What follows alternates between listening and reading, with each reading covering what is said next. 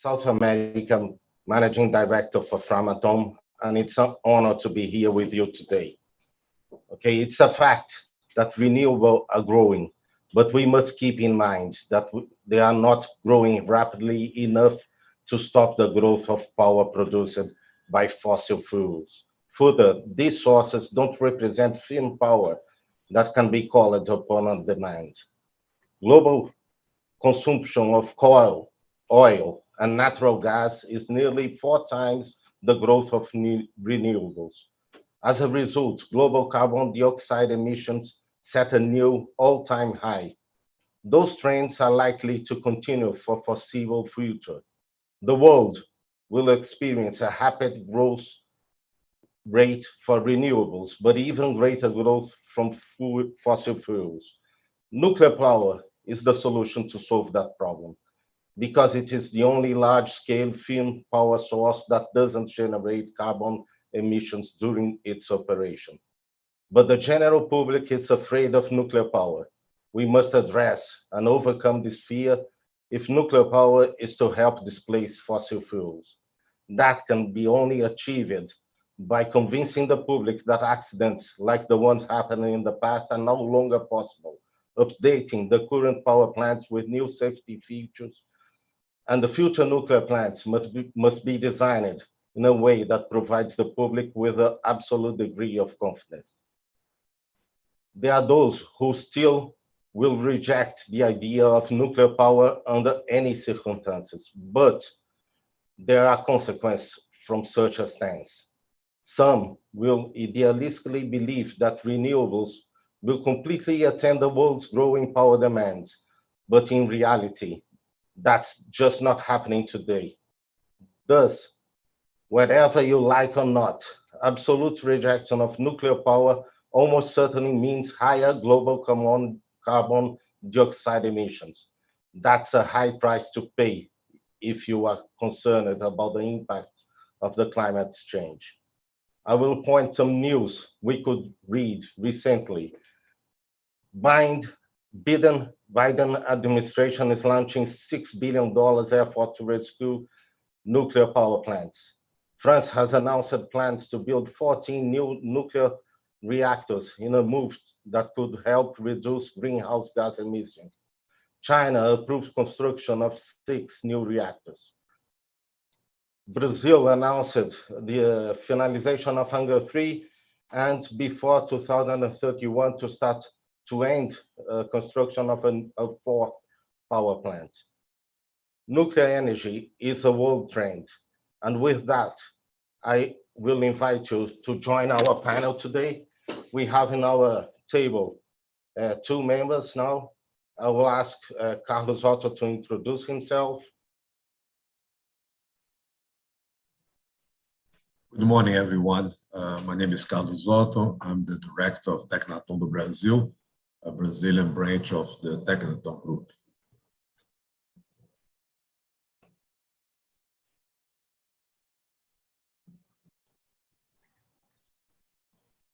Thank you very much, Carlos. Steve, can you introduce yourself? Yes, good morning. Thank you. Thank you for allowing me to participate in this panel. My name is Steve McKinney, and I work for Westinghouse. I'm the regional vice president responsible for Latin America. Thank you. Thank you very much. I'll have the honor now to introduce our speaker today. The intention is Mr. Ricardo is going to do a presentation. After that, I'll give 5 minutes for each member of the table to do comments and maybe address a question. And the question will be open to the public. Please go to the chat and post your question there. Electrical engineer degree holder Ricardo Luiz Pereira dos Santos holds a PhD in energy planning from COP Federal University of Rio de Janeiro, a master's degree in administration from Florida International University, a postgraduate degree in public administration from Fundação Getúlio Vargas, and an executive MBA from COP Federal University from Rio de Janeiro. With 36 years of experience in Brazilian nuclear industry, he started his career at Eletrobras Eletronuclear in 1980 in Angra 1, having assumed technical and management positions also in Angra 2 and 3. He participated in the commissioning and the first year of commercial operation of Angra 1, was responsible for the startup of Angra 2 as a plant operation manager, and later was superintendent of Angra 3 operations, and has served as technical director since February of 2019. What an impressive bio, Ricardo. Thank you very much. The word is yours. Thank you, Ronaiza. First of all, I would like to welcome everybody, all attendants here, to thank Abdan and Mr. Celso Cunha for the opportunity to talk about the business opportunities in nuclear generation in our country. So I will share a presentation with everyone, and I will start talking about, in special, our company. Considering that this is an international event, it's important to mention what is the situation of the nuclear energy in our company and in our country.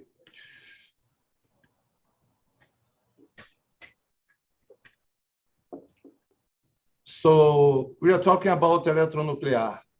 And Eletronuclear is a Brazilian state-owned company. And this is important to emphasize because this is an act from our Brazilian constitution. All activity related to nuclear power should be conducted by a state company. This is one of the reasons why we are talking about Eletronuclear, a state-owned company.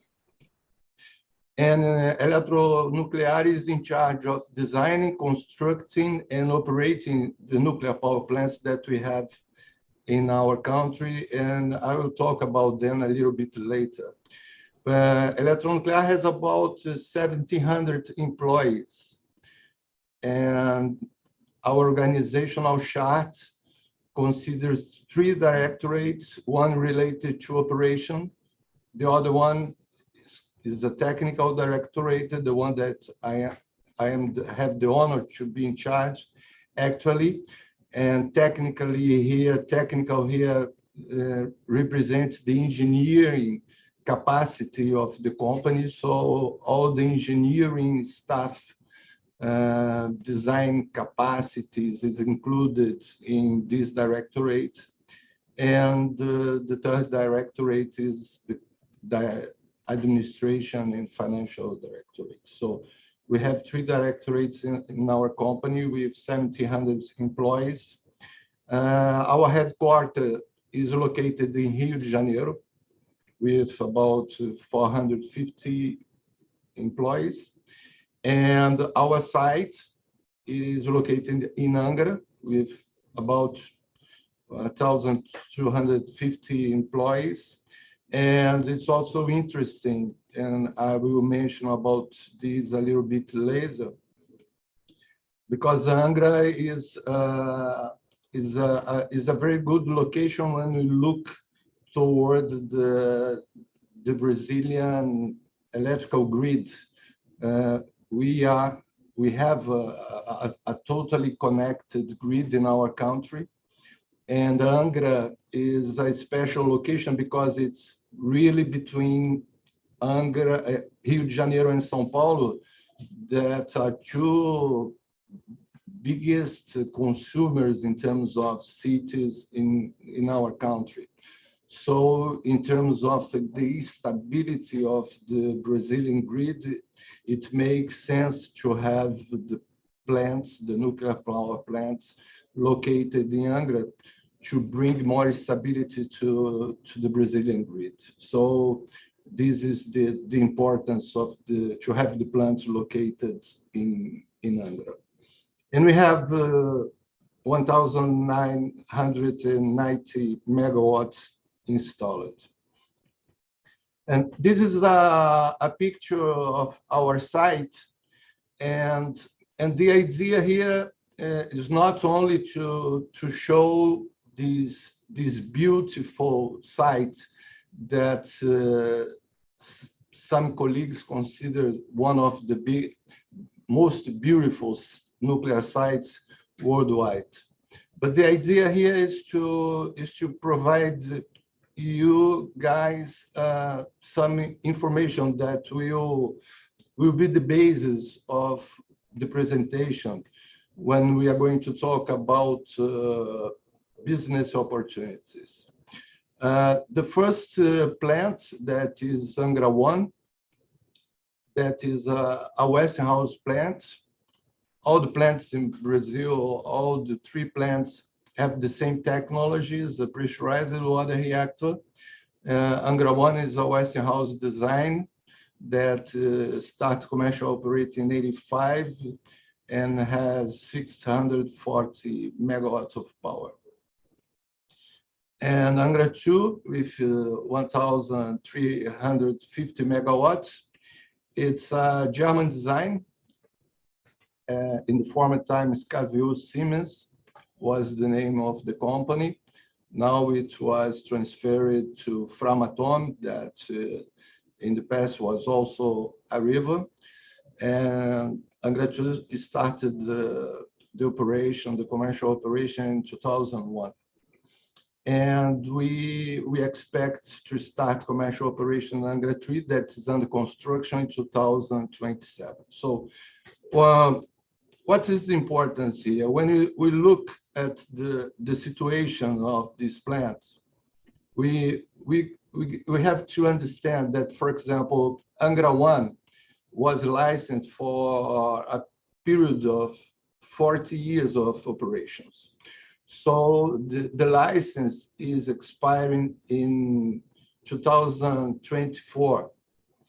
So we are working to ask the Brazilian authority to extend the life of the plant in more 20 years. This is not new in the industry. You know about that. This is a normal standard to make a assessment, a safety assessment, above all a safety assessment, and submit a request to the authority, in our case the CNN, to authorize more 20 years of Angra 1 in operation. So this is one perspective in terms of opportunity related to Angra 1. We have to extend the life of the plant for more 20 years, and we have a lot of engineering effort to make and a lot of improvements to implement in the plant to make it possible. So this is the perspective related to Angra 1 in terms of business opportunity. When we look to Angra 2 and we realize that we have been with the plant in operation for 20 years already, we can see 2 different aspects in that. First of all, the effect of aging on the plant. And the second important issue that we have to consider is that in some cases, during the last decades, some technologies have evolved in a very strong way. So we have the effect in some systems and components due to the obsolescence. You cannot find in the market some components, some systems anymore that we used to find 20 years ago when we started the operation of the plant. So once in Angra 1, we have the perspective of expanding the life. In Angra 2, we have the perspective and the effort to keep the plant running, considering the modernization needed due to the obsolescence consequence, and also the normal aging process that affect the plant. So this is a different perspective in terms of Angra 2. And in Angra 3, it's clear the plant is under construction. I'm going to talk a little bit more about it. And we have all the opportunities related to have the plant connected to the grid into 2027. So we have many engineering work to do. We have many services to contract. And in the same way, you have many supplies to demand. So this is a general picture that I would like to share with you guys, because I think that this is the basis for our discussion when you talk about business opportunities. So when you talk about, just summarizing what I have mentioned, when we are going to talk about Angra 1, we need to have in mind that in special we are talking about life extension. We are talking about inside the life extension, especially the Brazilian authorities' requirements that we have to comply with. It's clear we have demands from the authorities. You know that in our business, nuclear safety is the priority, and we have to search for excellence in terms of nuclear safety. So we have always some improvements to make to improve nuclear safety. In some cases, some requirements are established by the Brazilian authority. And also reliability, that is totally related to the aging of the plants. So when we talk about Angra 1, we have to have this aspect in mind. When you talk about Angra 2, as we have talked a little bit ago, we are talking about the aging, modernization, and obsolescence. These are the main aspects to be considered. When you talk about Angra 3, we are talking about engineering. We have to understand that the plant is under construction, but we still have some effort in engineering to make. We are talking about construction. We are talking about erection and commission. So we have a long road ahead. And we have the government, the Brazilian government has issued the 10-year energy plan that is called the PDE 231, that established a new plant in the southeast region, center-east region of the country, and for this vision of 2031. And this I would like to emphasize that some of you guys have followed this process during the last decades, and it's interesting that in the former plan, it was considered new plants in the north, east of the country, and in this plant, it's considering the southeast and the center west of the country. So this is a technical, interesting perspective. When you talk about Angra 1, this is and this is common for Angra 1 and Angra 2, although in a different aspect. We have to consider a very important effort in terms of INC modernization. And here we are talking mostly in terms of system. We still did not take the decision to, as some plants worldwide have made, to modernize the control room of the plant. In some cases, just like Hingels, they have modernized the control room for a digital format, but so far it was not yet a concern for us, and we still keep the control room as initial design, making some improvement in some systems and components, mostly due to obsolescence. So we have already done important modernization in the secondary system of the plant.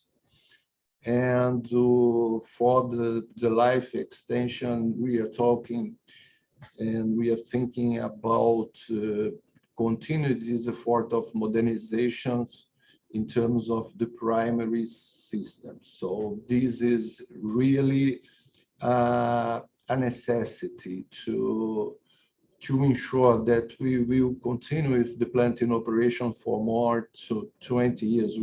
We do not have any other option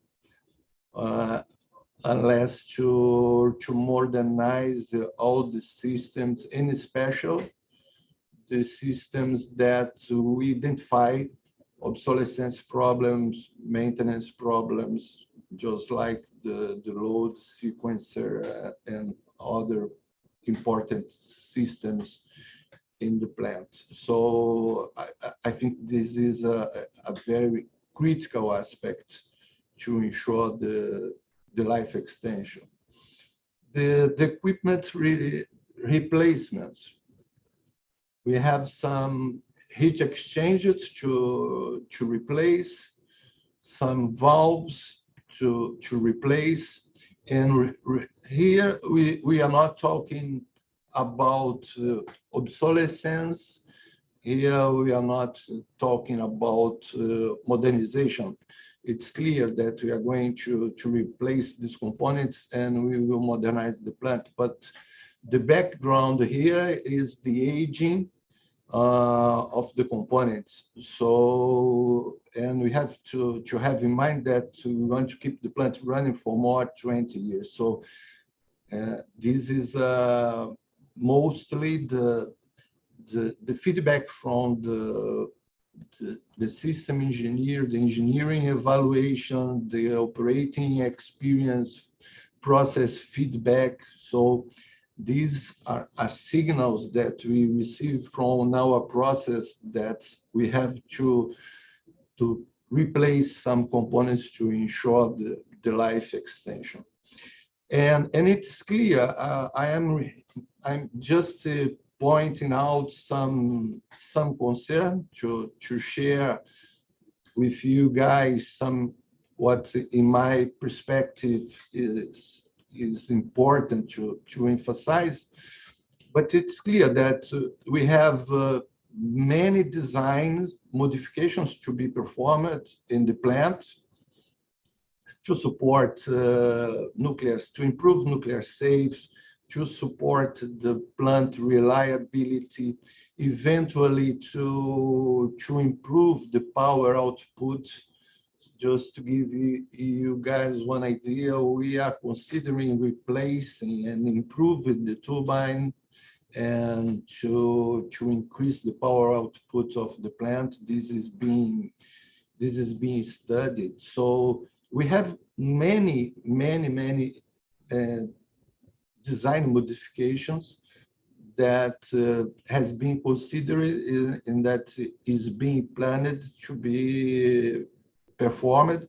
It's clear that this is part of the licensing process requirement to the authority, and it's included in one package where Eletronuclear is making one commitment to the authority to say, we are going to do this, and that, and we are going to improve this system and replace this component. So I am just in this presentation, also to do not be so long, I am just trying to give you a figure about the main aspects that we are considering and some important actions that we are taking. And due to the fact that we are going to have to develop a significant amount of design modifications, we have to contract engineer support to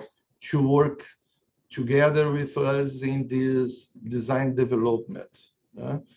And so the point here is that just to emphasize that the opportunity that we are talking here is not only about getting supplies, buying heat exchangers, or buying valves, or buying components, pumps, motors, whatever. Is also considering the engineering support, is contracting services in different areas of actuation.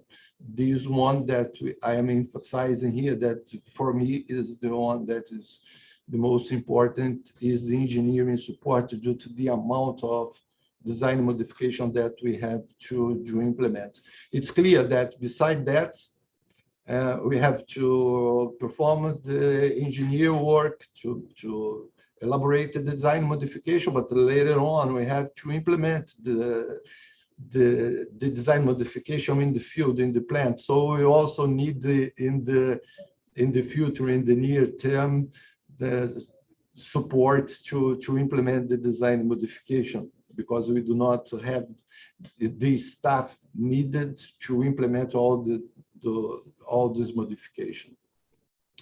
So we also need in the future support to implement these modifications. And here I just mentioned some systems that we have to upgrade. The demineralized water station, this is part of one larger context. This is not only related to Angra 1. This is one of the original water station in Angra 1. But in our, actually, the demineralized water in Angra 1 is supplied by the station in Angra 2. But with Angra 3 being expected to start in 2027, we consider that it's going to be too tight. We are not going to have enough margin, and we would like to have some more flexibility. If we look strictly in the demineralized water station of Angra 2, it would be enough to supply Angra 2, Angra 1, and Angra 3. But this, in our risk assessment, could bring some risk to the operation of the plant. So we think that would be worth to update the demineralized water station in Angra 1 to bring more flexibility in terms of supply of water for the site in general, not only for Angra 1. So this is more strategic than related specifically for Angra 1 needs. The heat ventilation and air condition system, we will have to improve it. We have faced some aging problems and also some obsolescence problems, in especial in the control room system, but also in some other systems. So it's one system that we have to upgrade, and in some cases these upgrades means mostly the replacement of the system. So this has been evaluated.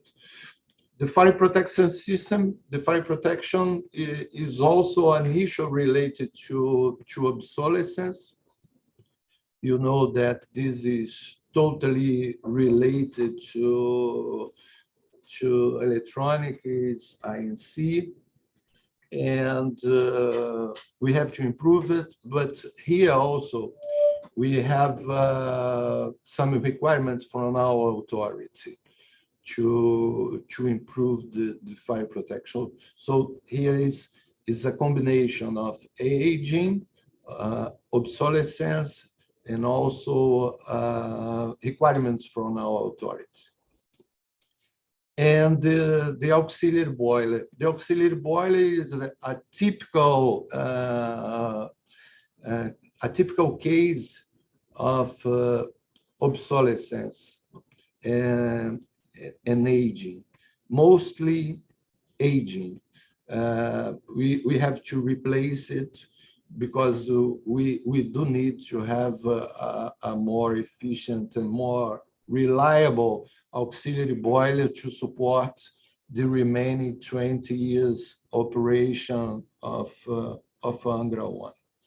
So this is only a general picture about some opportunities in Angra 1, but it's clear. We have many systems to be improved, many modernizations to be implemented, either in the primary as in the secondary system. When we move for Angra 2, we also have the INC modernization. And here is a little bit different because in Angra 1, we do not have a so strong plant in terms of INC technology. Different from Angra 2. The Angra 2, as it is from a newer generation of plant, the INC is more strong, so it was more susceptible to INC obsolescence in terms of cards, in terms of systems. So we feel more the consequence of the INC obsolescence in Angra 2 than in Angra 1.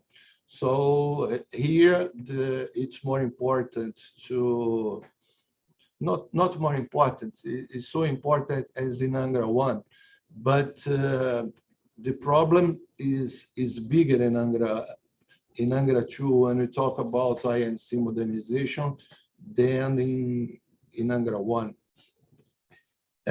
Also, due to the aging, we will have to replace secondary system heat exchange.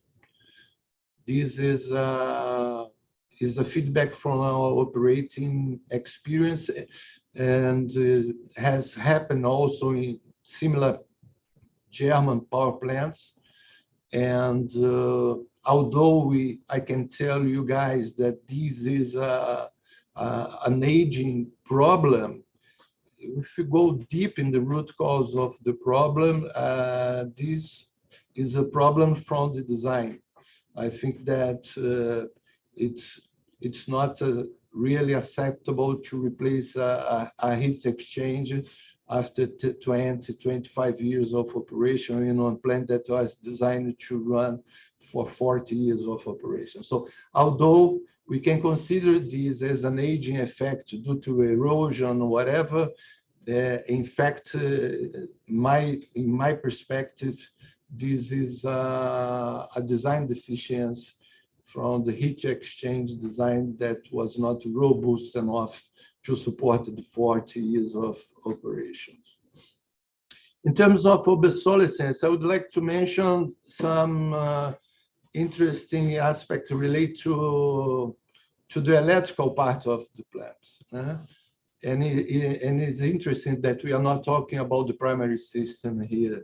We are talking about secondary heat exchanger, we are talking about electrical, and we are not talking about primary system. So it seems that in terms of the design, the design of the primary and the safety related system is more robust, is more strong.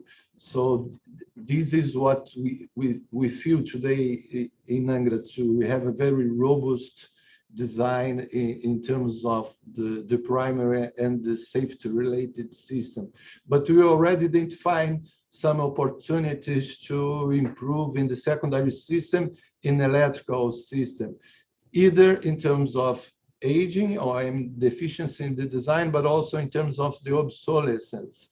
And here I would like to point out the voltage regulators that we will have to replace, and the main breaker of the plant that we call the load break switch. That is the main break from the output of power of the plant, that we have to replace both of them due to obsolescence. So we are reaching one point that we do not find the spare part anymore, and we have to replace the components because we cannot perform the maintenance as we want to make. So this is the point. Some system that we have to modernize, again, talking about INC, electronics, the security, that some of us we call physical protections. And here we are talking about alarms, supervisions. So this is one thing that is also going to be an opportunity. And we are working to have in place the second periodic safety review. This is an engineering activity to make a revision and plant safety. And as a consequence, maybe we can have some decision in terms of improvements of components or system related to safety. So this is just to give you guys one idea about what may come ahead in terms of opportunities in Angra 2. When you move for Angra 3, this is a huge work that we have ahead of us. Recently, we signed one contract to proceed with the civil construction of the plant. The company is being mobilized in Angra. We have already about 80 employees working. They are preparing everything, and the expectation is that we can start pouring concrete in August. So this is a very important target for us, and we expect that we're gonna succeed. So once we are moving ahead in Angra 2, in Angra 3, and in special due to the constructions that we're going to proceed and we will evolve, we have to contract support to supervise the construction. And here we are talking not only about quality control, but also to supervise the construction itself. And this is what we have been working to have some contracts in place in terms of engineering services to be contract to support us in this activity. We are talking about the civil construction. We still have some work. It's clear that it's not so big, but we still have some works to perform in terms of electromechanical and civil design. So we still have some work to do on that, to develop. And we are also going to contract companies to support us in these activities. At the same way, we have to design the building that we are going to have our simulator of Angra 3. Although we have a simulator for Angra 2, we will have a separate simulator for Angra 3 because the control room of Angra 3 is totally digital. So I cannot use the simulator for Angra 2. So I have to have a new simulator, and to have the simulator, I have to have a new building. And during the constructions and during the erection of the mechanical or electrical part, I still have to keep the effort that Eletronuclear has made during the last years in terms of the preservation of the civil structure and the electromechanical components that you have already installed on site. So we still have to keep it until to start the civil construction, until to start the erection of the plant. We have to keep the effort and to keep the structure and the components in adequate conditions. I also would like to point out here that we foresee two main activities, that is the general inspection of the components that we have installed and stored on site. Before the erection of the components, we used to open the components, to change rubs, to inspect it, and this will demand a great effort, and we'll have to contract support to do that, and also to perform the commissioning of the plant. In terms of supplies, and here is one thing that I would like to emphasize. We have the plant, we have to purchase the plant simulator.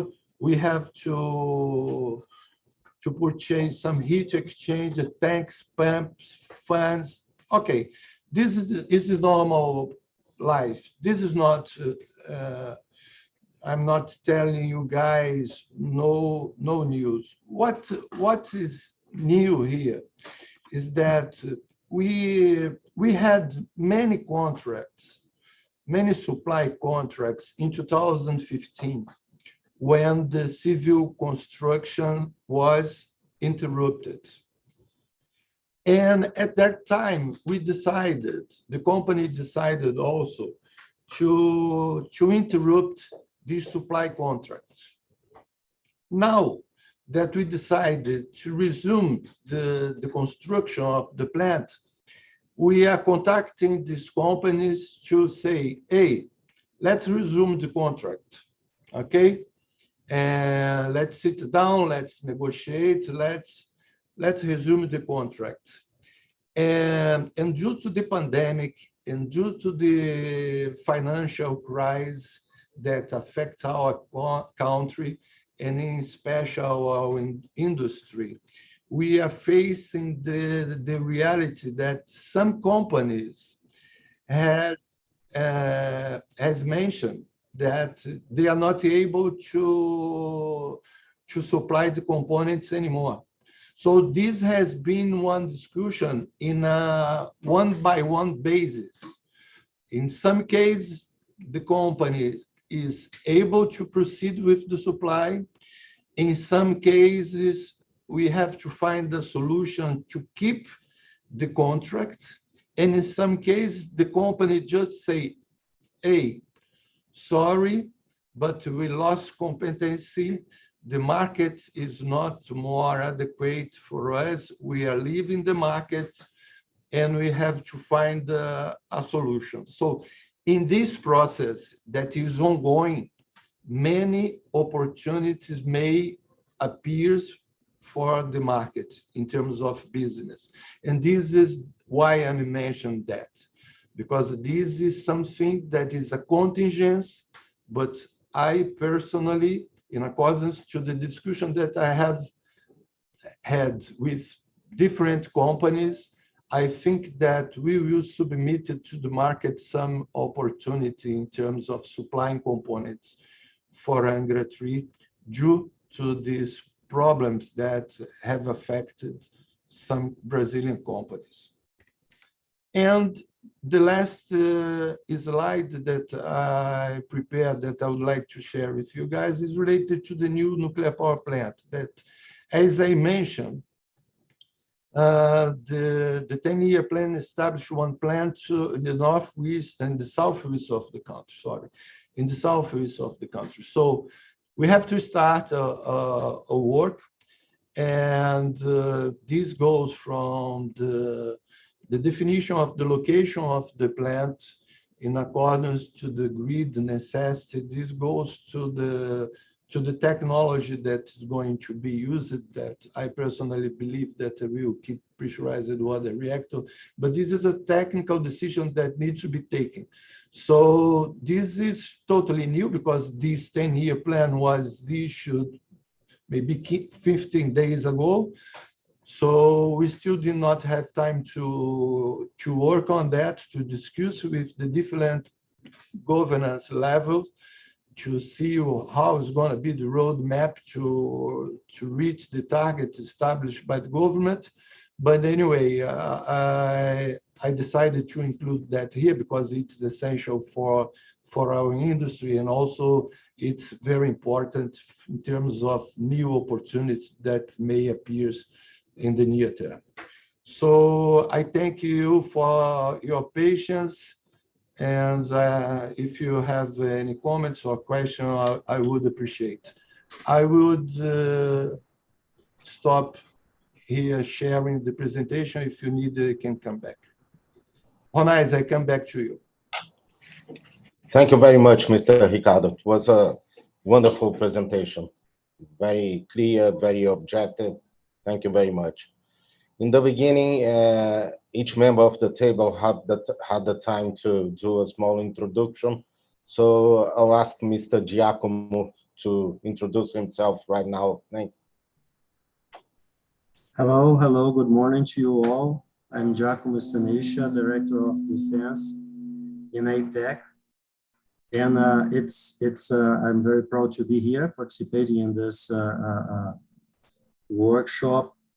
And really, ATEC is a company on the Embraer group company, and we are devoted to instrumentation and control systems. We have been working together with the Brazilian Navy on a very important strategic program called LabGen, very well known. And having the opportunity to discuss business opportunity in the nuclear area is really a very, very important subject.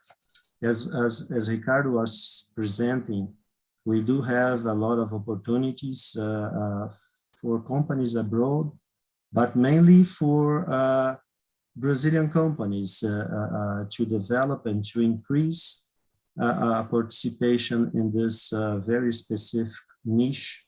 There is the nuclear engineering, nuclear technology. So thank you for having the opportunity to participate. Thank you, Mr. Giacomo. Just, we have here a question for the public. So if you can go to the right side of your screen, there's a QR code.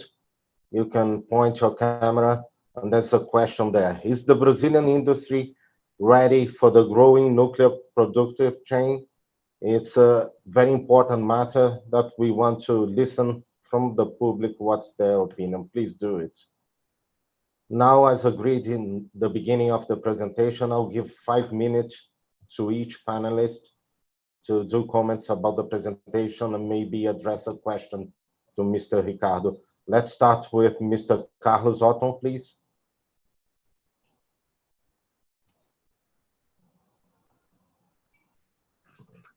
Okay.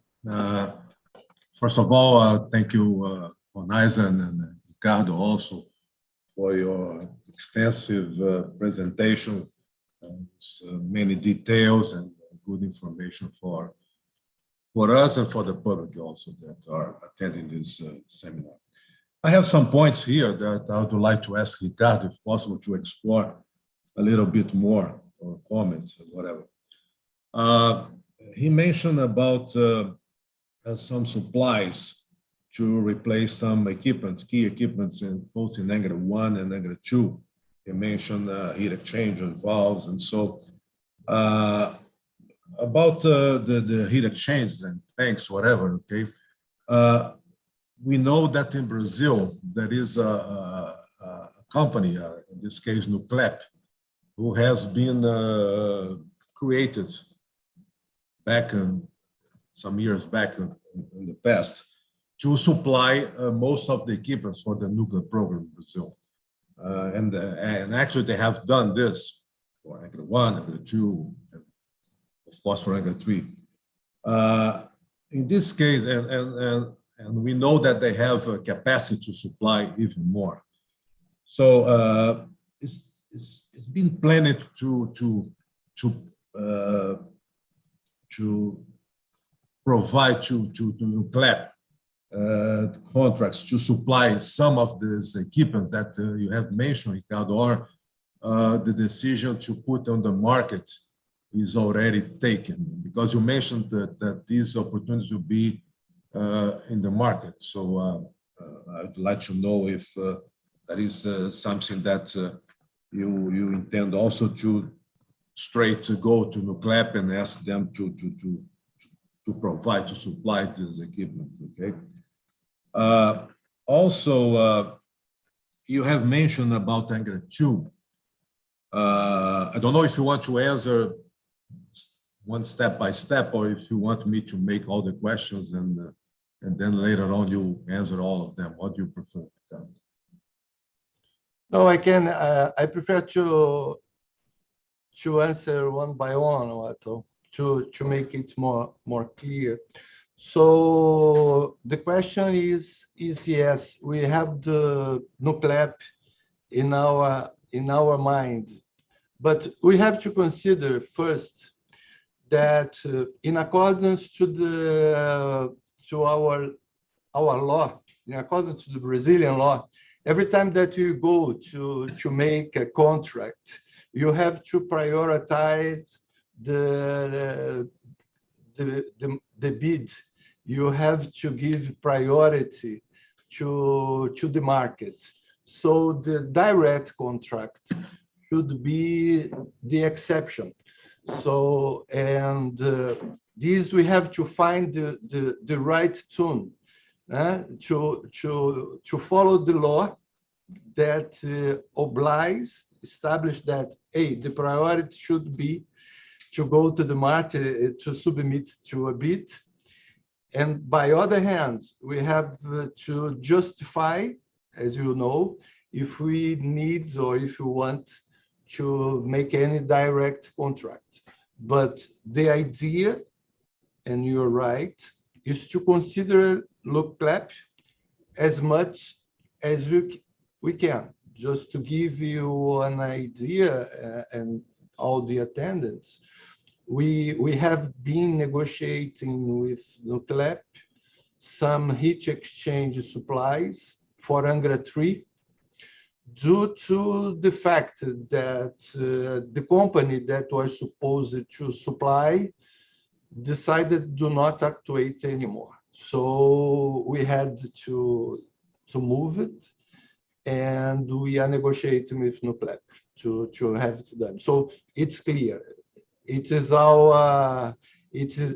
in our considerations to have Nucleat in mind, considering the restriction of the Brazilian law. Okay.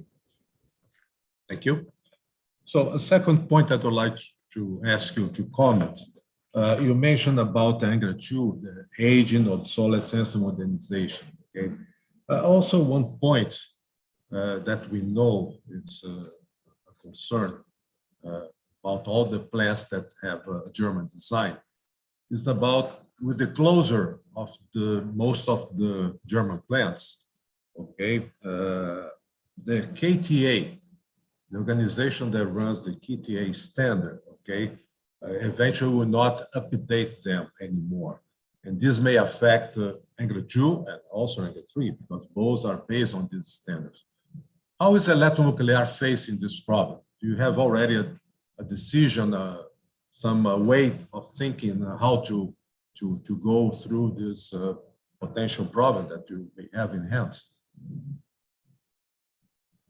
Yes, the KTA, let's say, phase out due to the German plants phase out has been considered by Eletronuclear.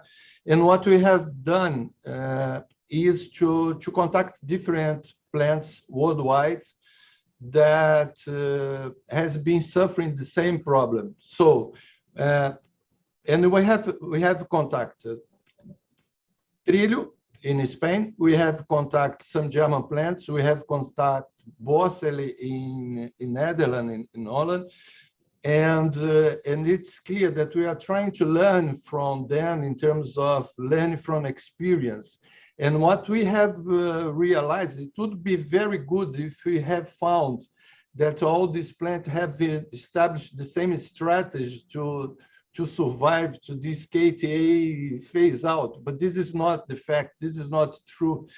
Every company, every plant has decided to go in a different way in terms of the KTA phase out. And in some cases, some plants has just decided, hey, I'm not going to do anything. I'm not going to do anything. And I will work on this problem in a case-by-case basis. Every time that I have to work in, let's say, establish the rules to contract something, I will analyze this punctually and I will take the decision also in a dedicated form. So we are in this point right now related to the KTA, trying to understand what is happening worldwide to take the best decision that we consider. This is the point. It's not so easy. I have to tell you that's not so easy. For me, it would be easy. Because somebody say, hey, I have already decided what to do, and say, what we are going to do? I'm not going to do anything. I'm going to say, no, I will decide when the problems appear. So, but we are working on that to try to take the best decision to the company, okay? Okay.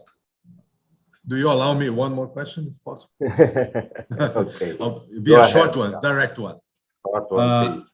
Yes, Ricardo mentioned about the simulator for Angra 3, talk about the build. And so we know that this was mentioned in the past by Nuclear was one of the items for the critical path for Angra 3. Okay, the other one is already going on, as you mentioned, the contract of the company to close the containment. So the bidding for the simulator of Angra 3 has been open in the past, but in the middle of the process, it was stopped by some internal issues.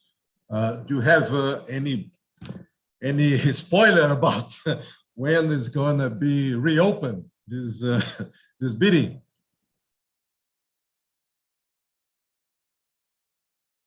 I cannot tell you the spoiler, because for me, the spoiler is a very certain answer. I can provide you my expectation that this would go back to the market in about 2 months. This is my expectation. Maybe until the end of May, but most probably until the May or June. Till the end of June, it should be back in the market. But this is not a spoiler. This is just expectation. Okay. Okay. Thank you. Sorry if I passed my time. Thank you very much for you touched important points. Okay, I'll give you 5 minutes, Mr. Steve, to do comments and maybe address questions. Okay. Yeah, thank you, Chairman Honeiser. Thank you again to be part of such a distinguished panel.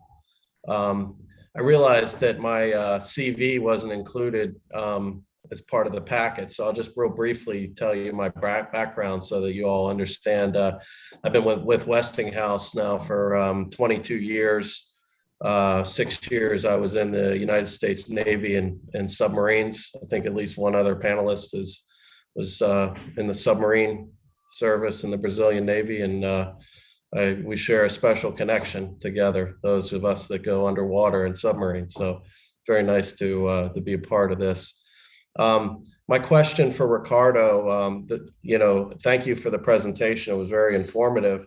The one thing that stuck out to me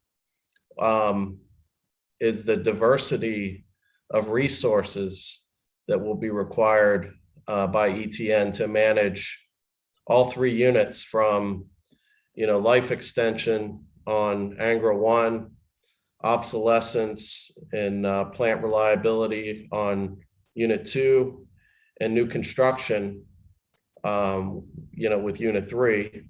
and potentially the next unit, that requires a very diverse workforce. The 1,700 employees that you have today, what's your plan to bring in additional diverse resources, resources that are able to work on some of the older analog systems, the newer digital systems, construction, engineering, operations? It's very, very complicated and diverse workforce required to respond to that. And I'd like to hear your thoughts on that, Ricardo. Thank you. Thank you, Steve. Thank you for your question. It's clear. What is the picture? The picture is that we have the staff mostly to run the plants, to keep the plants in operations. And we still have some margin in terms of design, but you are absolutely right. We do not have the staff needed to support the Angra 3 construction, the Angra 1 life extension, and all this challenge that I have mentioned. So what is the strategy behind it? Is the composition of three pillars. The first one is to recruit more employees for Eletronuclear.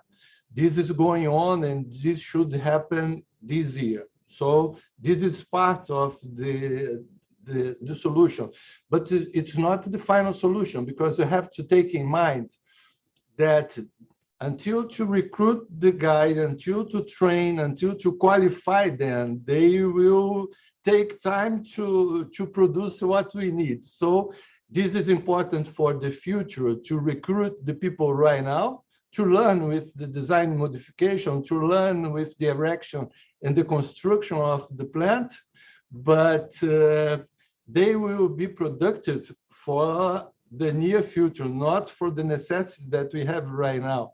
So for the necessity that you have right now, we have mostly two activities: to bring service companies, engineering service companies, to work with us temporarily, to support us. For example, as I mentioned to you guys, in the supervision of the construction, I need to have an engineering service to support us in the quality control and the supervision or whatever, design modification. So this is part of the activity. And then we're going to have some long-term partnership that we consider to increase, for example, with the OEM of the company, the plants, to support us with experienced people, because we have to take in consideration, Steve, another problem. That is the lack of technical competence in nuclear business in Brazil. This is another problem.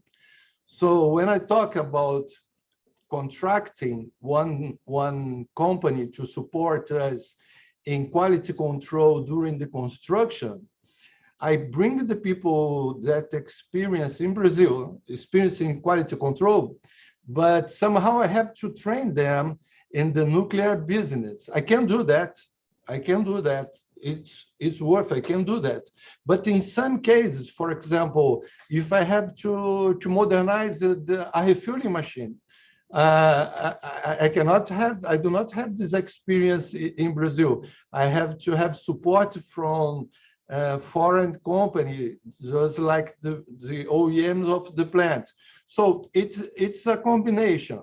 The questions for your answer is a combination of recruiting people, having people contracting to provide engineering services in Brazilian market, and bringing experienced people from the international market. So this is the strategy that we have established to survive to this big wave, this tsunami that we will face in the next years.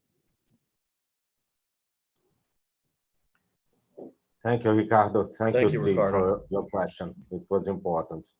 Mr. Giacomo, you have 5 minutes now to make comments and maybe address a question. Thank you, Ronaiza. First of all, Ricardo, congratulations for your presentation. It was very comprehensive. And it gave us a very, very good idea on how broad is the level of capabilities in terms of engineering support, instrumentation and control systems, but also supply of a lot of different systems and components in the plant that need to be replaced.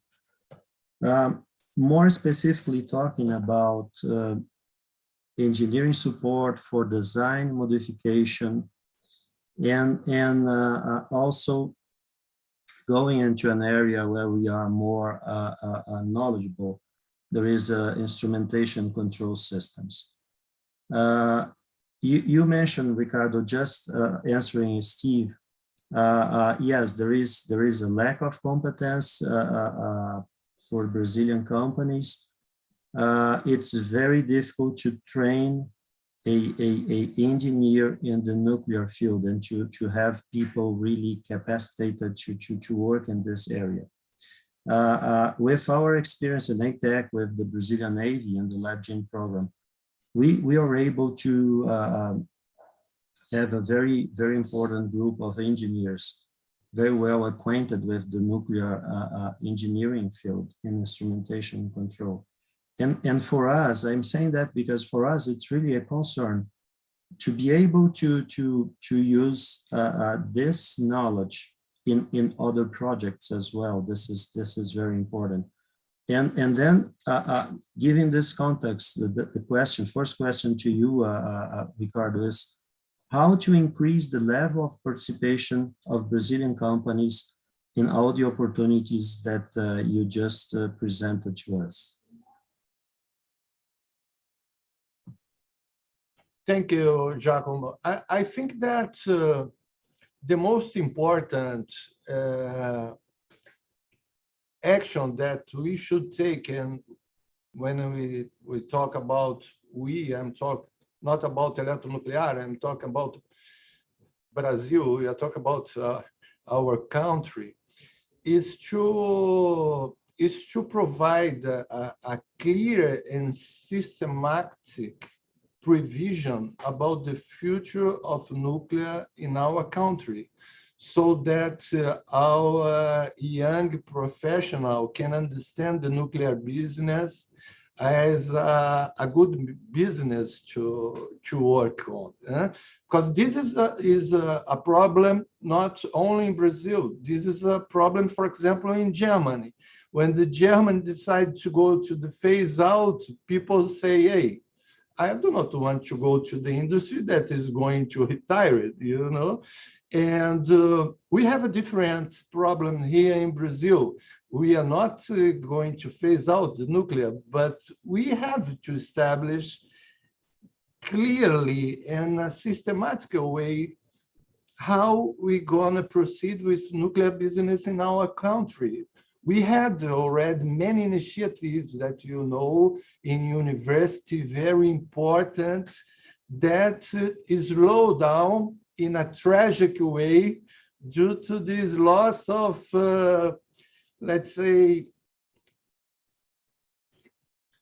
vision, this lack of vision in terms of the future. So this is the problem.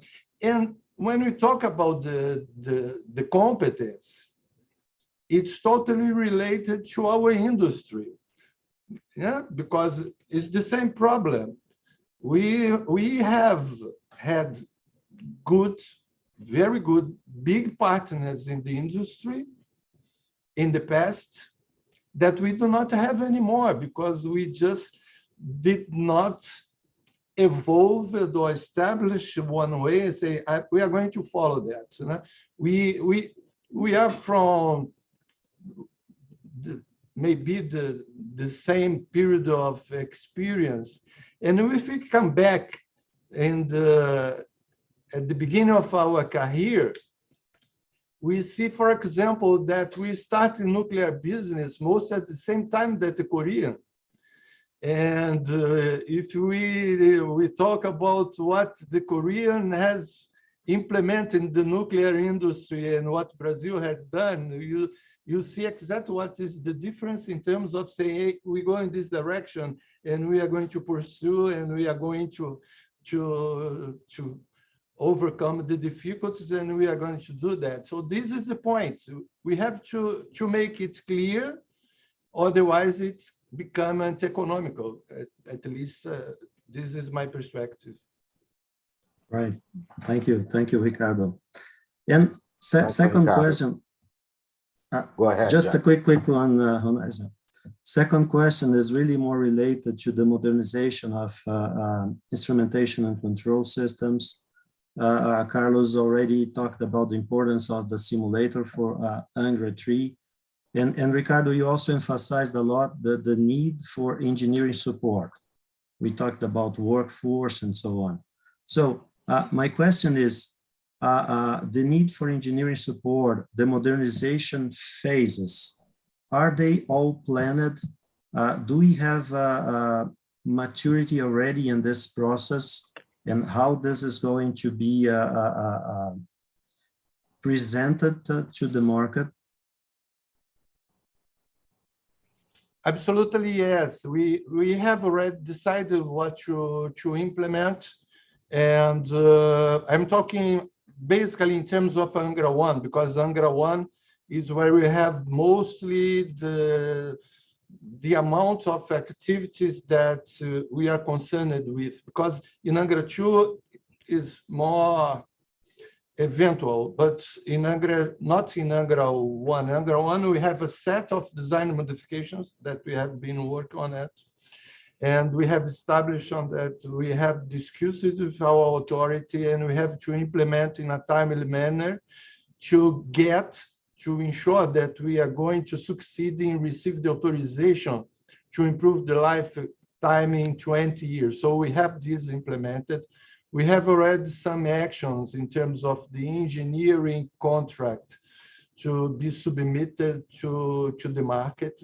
We are also building new structures to support us to go to the market. So we have all the strategies. In some part of the strategy was already implemented and part of it is still ongoing.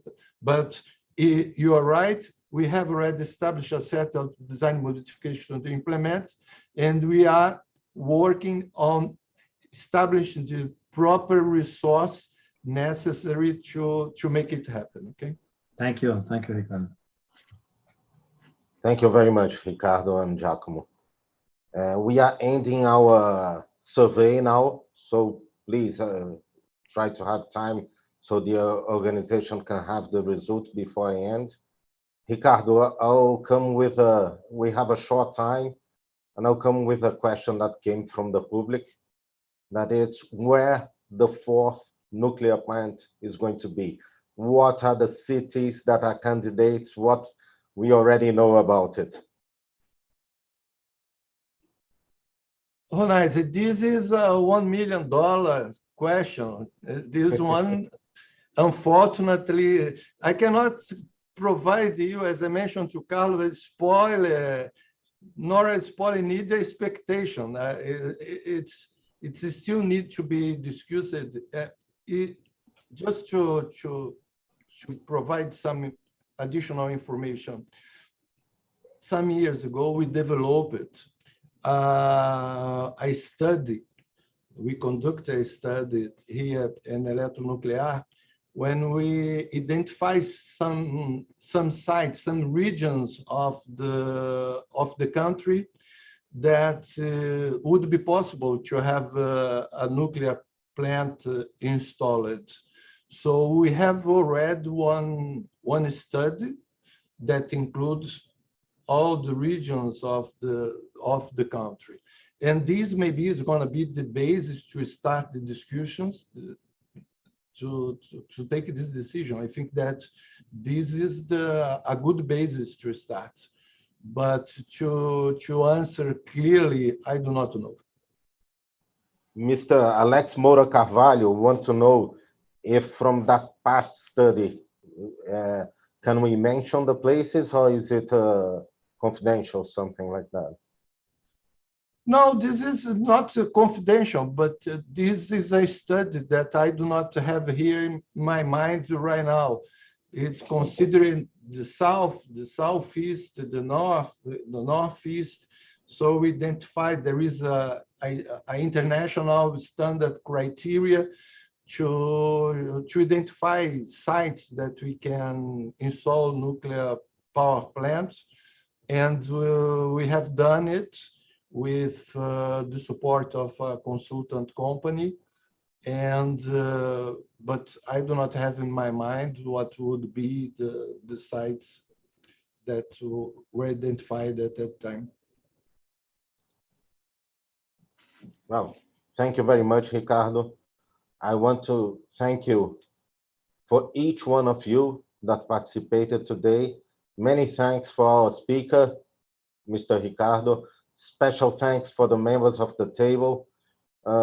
Thank you, Celso Cunha from Abdan, to organize a kind of discussion like that, very valid for our sector. And never forget, nuclear is the trend, nuclear is the solution, and nuclear will be the save of our planet. Thank you very much. Good, thank you.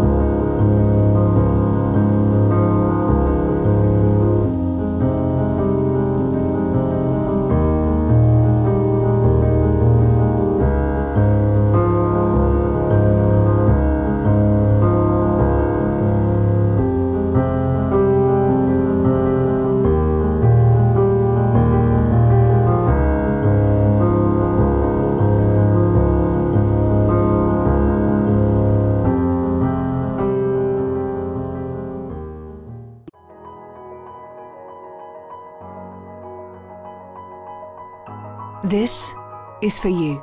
You who see how essential electricity is to people's lives every day. You who understand how we must reduce our CO2 emissions now. You who know that nuclear energy is a powerful source of low-carbon electricity. It is also an industry that demands unparalleled levels of safety and security. Yes, this is for you. You who know that for over 60 years, we have been designing and building nuclear steam supply systems. We have been developing and manufacturing components and fuel assemblies for all the major electrical utilities in the world. We have been delivering the heavy and mobile components needed for the nuclear island. as well as the instrumentation and control solutions.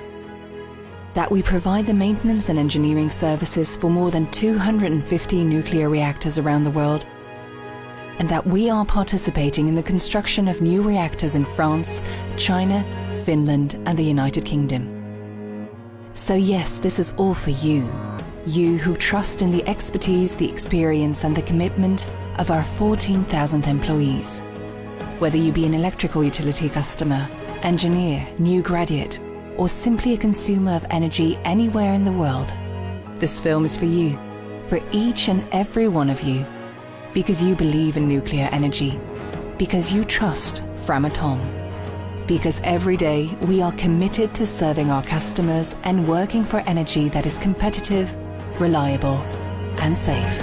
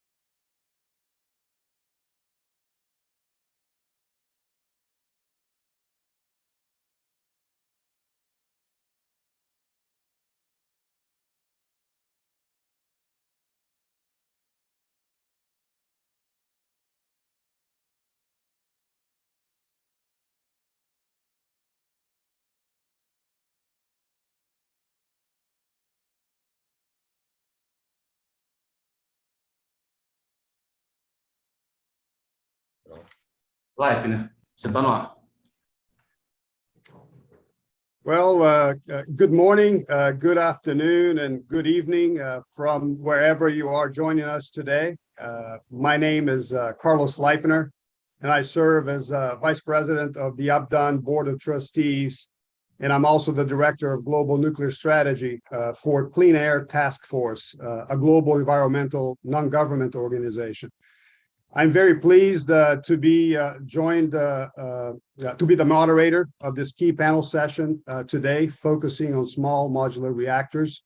I'll be joined shortly by several distinguished panelists, including Mr. Luis Celso from Holtec, Dr. Mikhail Chudakov from the International Atomic Energy Agency, and Admiral Humberto Ruivo from the Brazilian Navy, who I will introduce shortly. As we have heard from the discussion yesterday and already this morning, the nuclear sector is in a very dynamic phase globally right now. And here in Brazil is no different. We have seen the focus on the next generation of nuclear technology with advanced reactors, and in particular, the SMRs, which have the potential to revolutionize the energy sector and help nuclear technology play an important role in the decarbonization of the global energy matrix. We are very pleased this morning to hear about one of the SMR designs being developed by Holtec, as well as we're very excited to be hosting, as part of this week's Nuclear Summit, a short course on small modular reactors to be delivered by experts from the IAEA. First, a few reminders for this session and about the SMR course. The SMR course, as I mentioned, will take place today, tomorrow, and Thursday. The sessions will run from 11:30 a.m. until 1 p.m. Rio time. All of the participants joining us today who desire to receive a certificate of completion of this short course need to confirm their presence by either making a comment on the YouTube chat platform function or by asking questions to the experts via the chat function as well. At the end of each training session, there will be a Q&A period, and at that point, you can make your question as well. At the end of the course, the 3 days, all the materials will be shared with those who have completed and participated in the 3-day course, together with a certificate of participation. So I encourage you to participate and engage in this very unique and great opportunity. So now, without further delay, allow me to introduce our first speaker this morning, Mr. Luis Celso Oliveira. Luis Celso is the program manager for South America for Holtec do Brazil and Holtec International. In this role, Luis Celso is responsible to expanding the business of Holtec in Brazil and in South America, as well as overseeing project execution for private and public sector utilities in South America. Before joining Holtec 5 years ago, Luis Celso worked for decades at Eletronuclear and its predecessor, Nucleat, having the opportunity to work in all phases of development of a nuclear power plant since the beginning of the project through commissioning and operation. Luis Celso has a bachelor's in mechanical engineering from the Universidade do Rio Grande do Sul, and he has graduated as a welding engineer by the Welding Training and Research Institute in Munich, Germany. So we're very pleased to have Luis Celso with us this morning. And Luis Celso, the floor is yours. Ok. Obrigado. Primeiro, agradecer o convite da Abdan. Well, first of all, I'd like to thanks for being invited to speak about the future of nuclear energy. And I believe that SMRs will be the future of nuclear energy. And it has been my whole life, my past, my present, my future. It's great being here and being able to share with you some of my thoughts and the ideas of Holtec about small modular reactors. Just let me share my screen.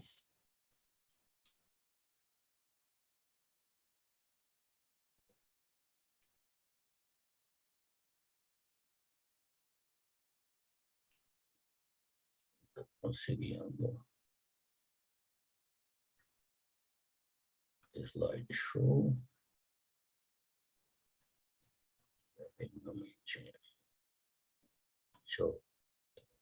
Vou compartilhar novamente depois de abrir a tela aqui. Senão não consigo. Okay, I'll share it again.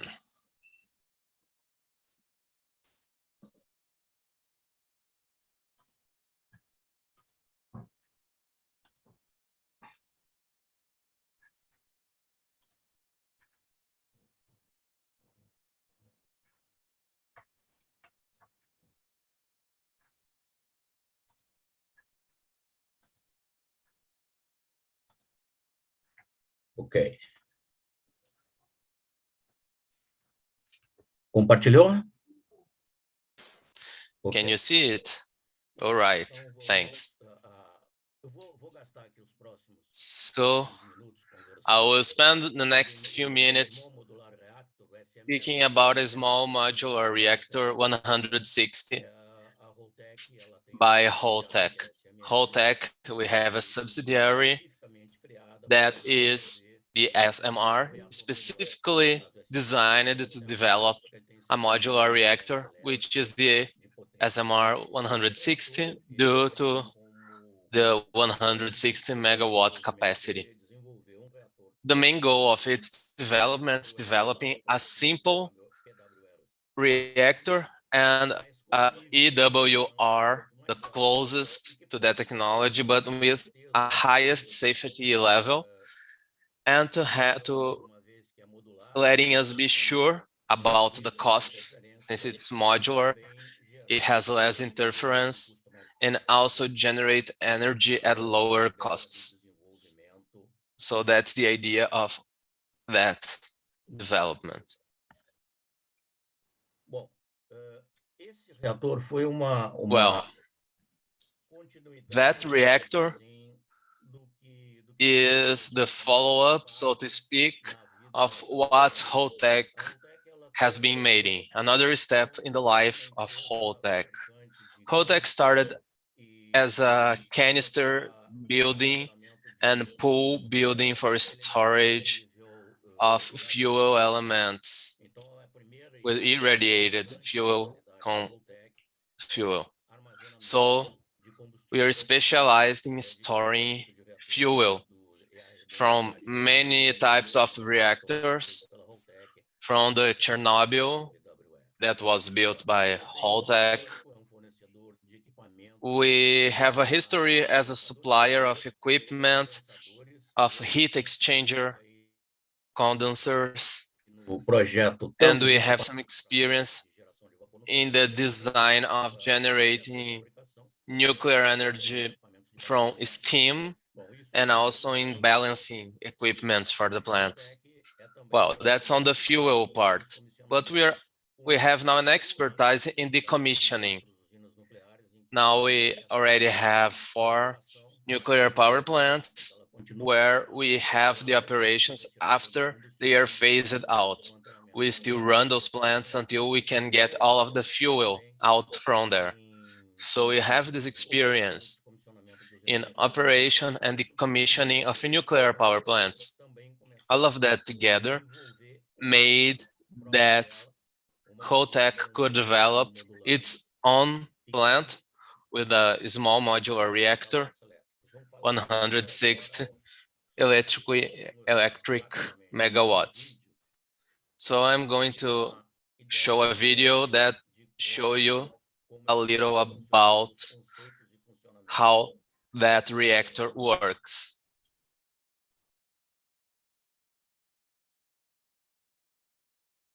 Bom, tem várias camadas de defesa em profundidade, as mesmas de PWR There are comum. many layers of safety, just like a common conventional PWR. So Ele tem aí.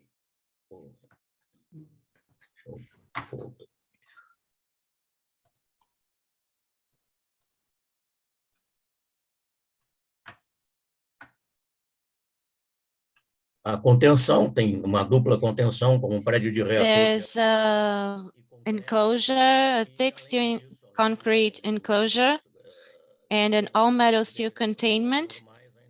And besides the conventional security systems, there's an additional water reservoir.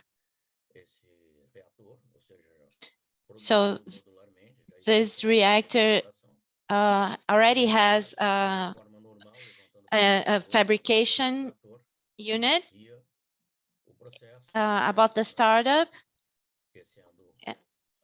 the reactor starts working when the coolant is loaded into the reactor.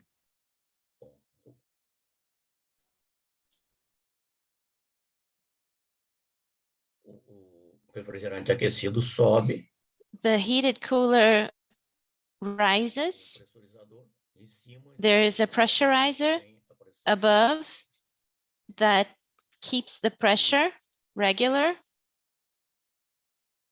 por circulação natural, né, sem and due to natural circulation without the need of ele pumps se mantém, né, vocês or verão, valves, pelo recursos adicionais, ele pode se you manter will see that with additional resources, it can keep working ele tem forever without sistema de água a vapor simplificado, additional ciclo elements. It has a simplified separador de umidade, vapor system which né, avoids usado com condensador feito pela moisture separators. We have a condenser made by Holtec for air cooling. Então, esse é o funcionamento. So it's not a problem if there is little water available. This is the advantage of this reactor. It's an absolutely passive system. O princípio de funcionamento do SMR. This is how the SMR 160 works.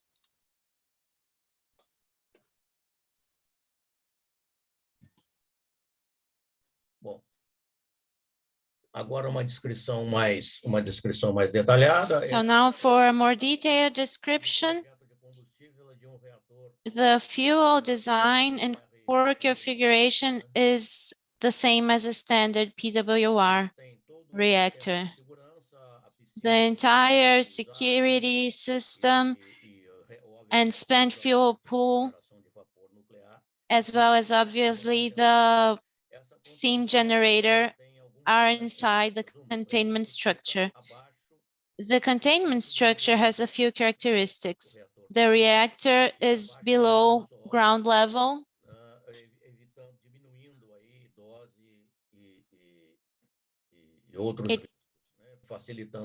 This lowers several risks and makes the circulation, the natural circulation, easier. There is an external steel concrete casing that protects the entire structure from external events like airplane falls. There's also a steel structure that has all the safety systems. And between the internal and external containment systems, there's a water reservoir. And this reservoir allows continuous cooling of the reactor in case of accidents without the need of external water supplies. That is, the reactor remains cooled even if there is an accident or any shutdown. This water also works as a heat exchanger, removing heat from the reactor. These are the main characteristics. There are a few pumps that work with the circulation of the cooling water system, but there is a security system for emergency situations that does not require energy.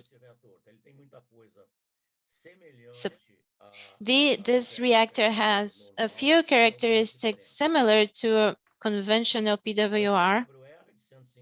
So it's 160 electrical megawatts PWR, 525 thermal megawatts.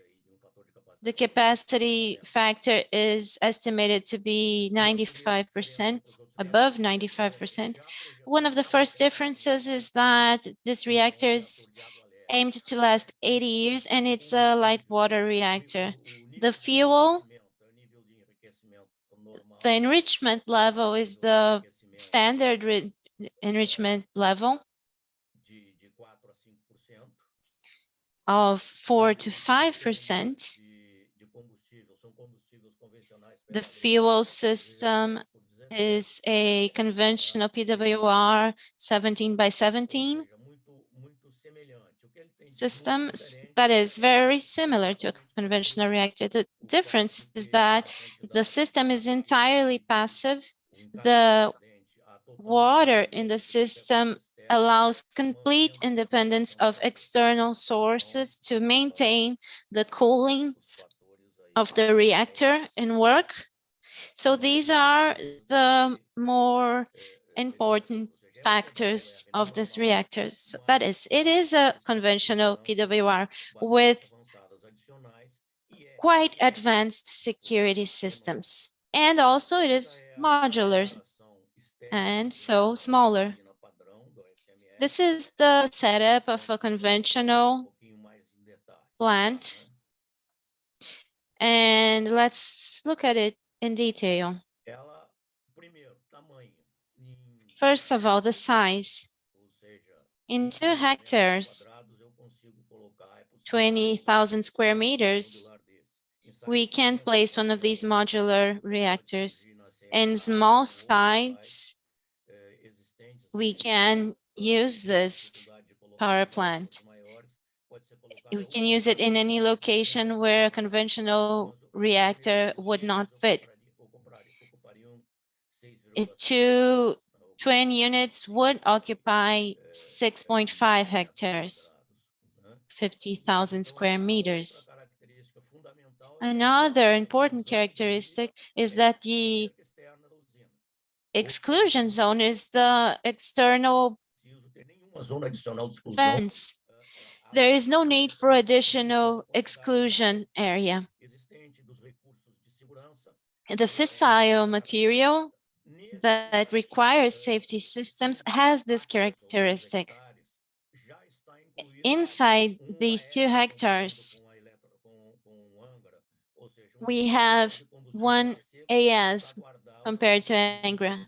That is a spent fuel storage location, which will store the material for the entire lifetime of the plant.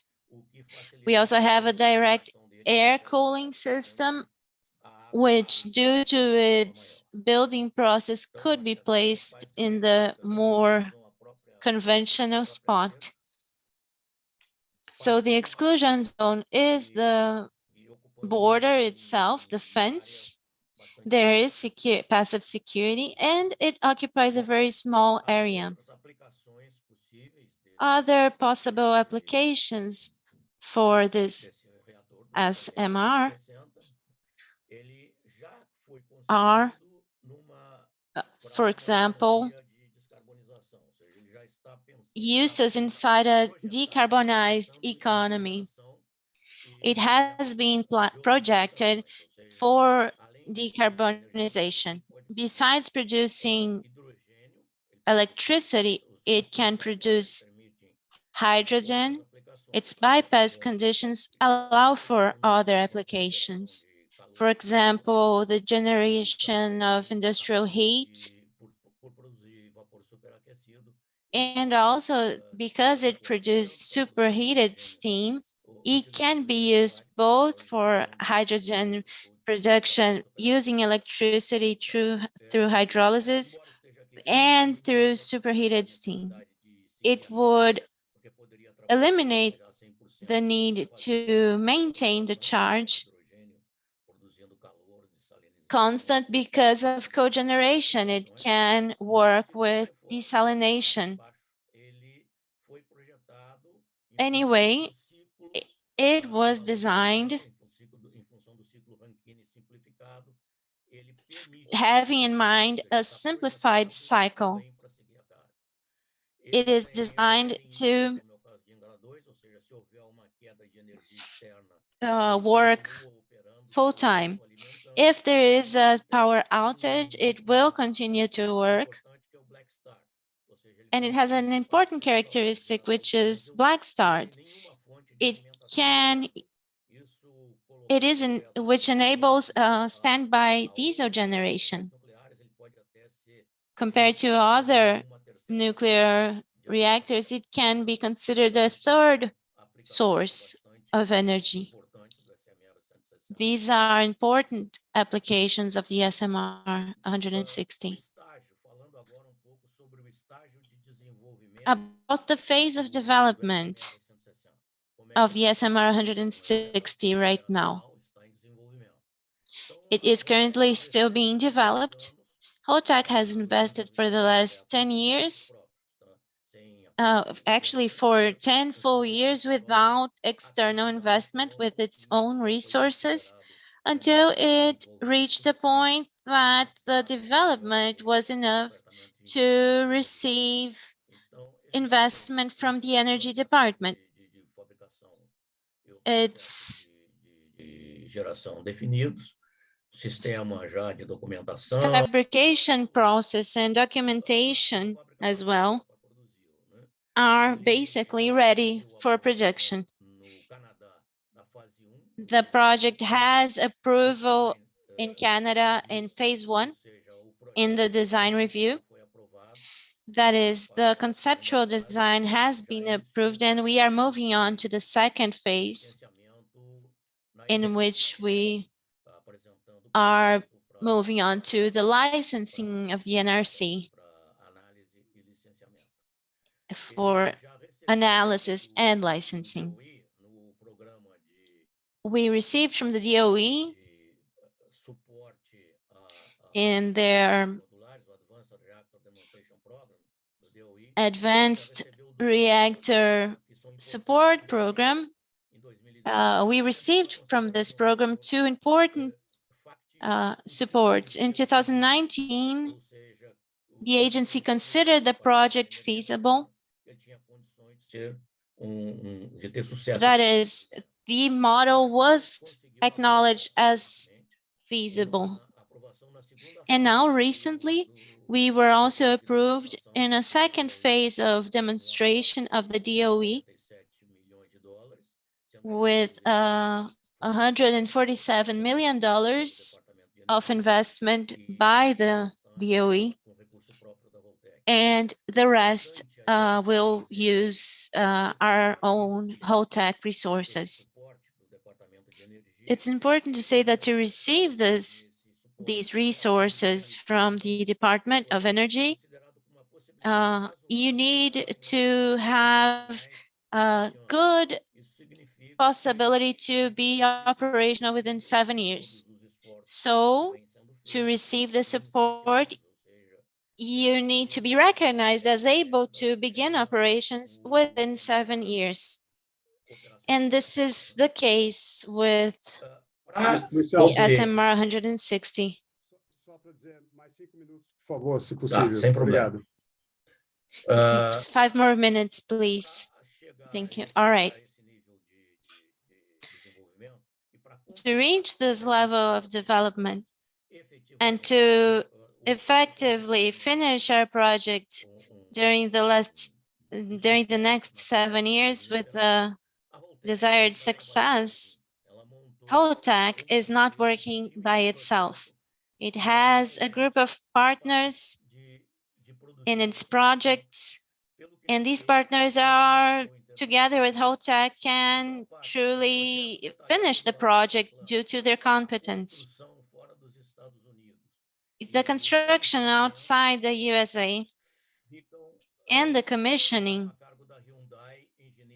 will be done by Hyundai and Kuwait. There's also a Brazilian partner, and this partner would be a partner of Hyundai and HOTAC. So Kuwait will be the construction within North America. Kuwait has made 18 plants in Korea and 4 more in the United Arab Emirates. We have another partner, which is Mitsubishi Electric.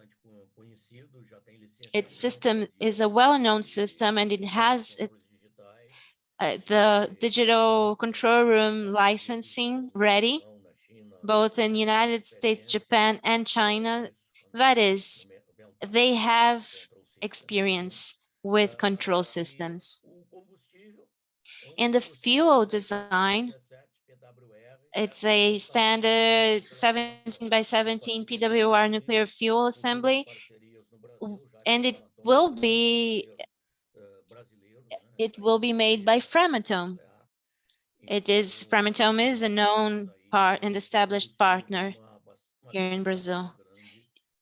And we will have full viability here due to this partnership. So these are the partnerships. Moving on, to summarize, the first reactor is the Oyster Creek reactor. Holtec is the owner of Oyster Creek. The reactor there is being decommissioned. All the fuel has been removed from the reactor. So Holtec has its own site and will build with the presented partnerships a demonstration reactor, the first SMR 160 reactor, which will be a reference for licensing and construction in other countries, for example, Brazil.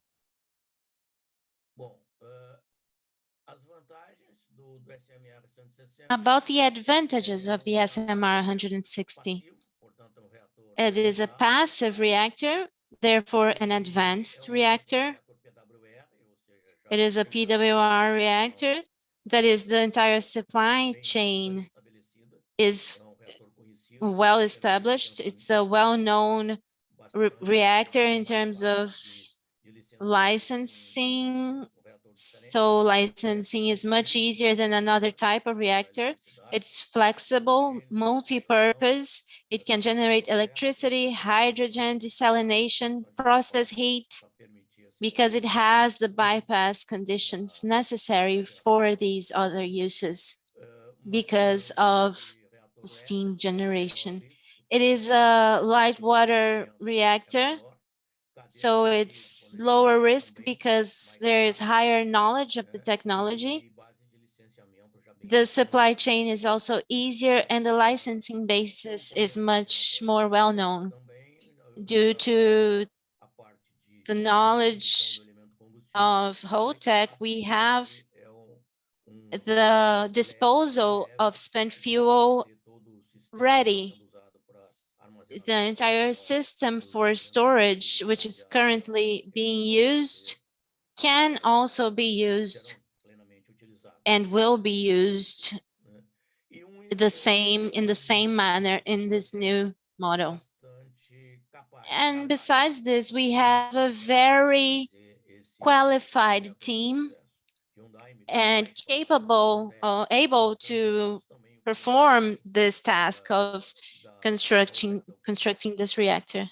We also have the support of Holtec from Ukraine. Well, this is basically it. I am open to any questions or comments. Thank you so much. Thank you, Lucelso. These exciting information about Holtec's small modular reactor development and the status of the projects. Very, very interesting. We already have some questions, but let's hold the questions towards the end of the session so that we can all interact. So at this point, I would like to introduce, and we are so pleased to have with us today, Dr. Mikhail Chudakov, who's a Deputy Director General and Head of the Department of Nuclear Energy at the IAEA. And we're pleased that he's coming today to share some perspectives on SMRs. Dr. Chudakov has been head of the department since 2015. He's been in the nuclear industry for several decades with various leadership roles, including several years at WANO.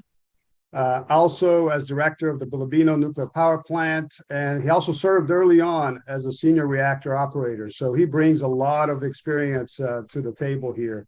He holds a PhD in nuclear engineering. So with that, thank you, Dr. Chudakov, for joining us today and for sharing your perspectives on SMRs.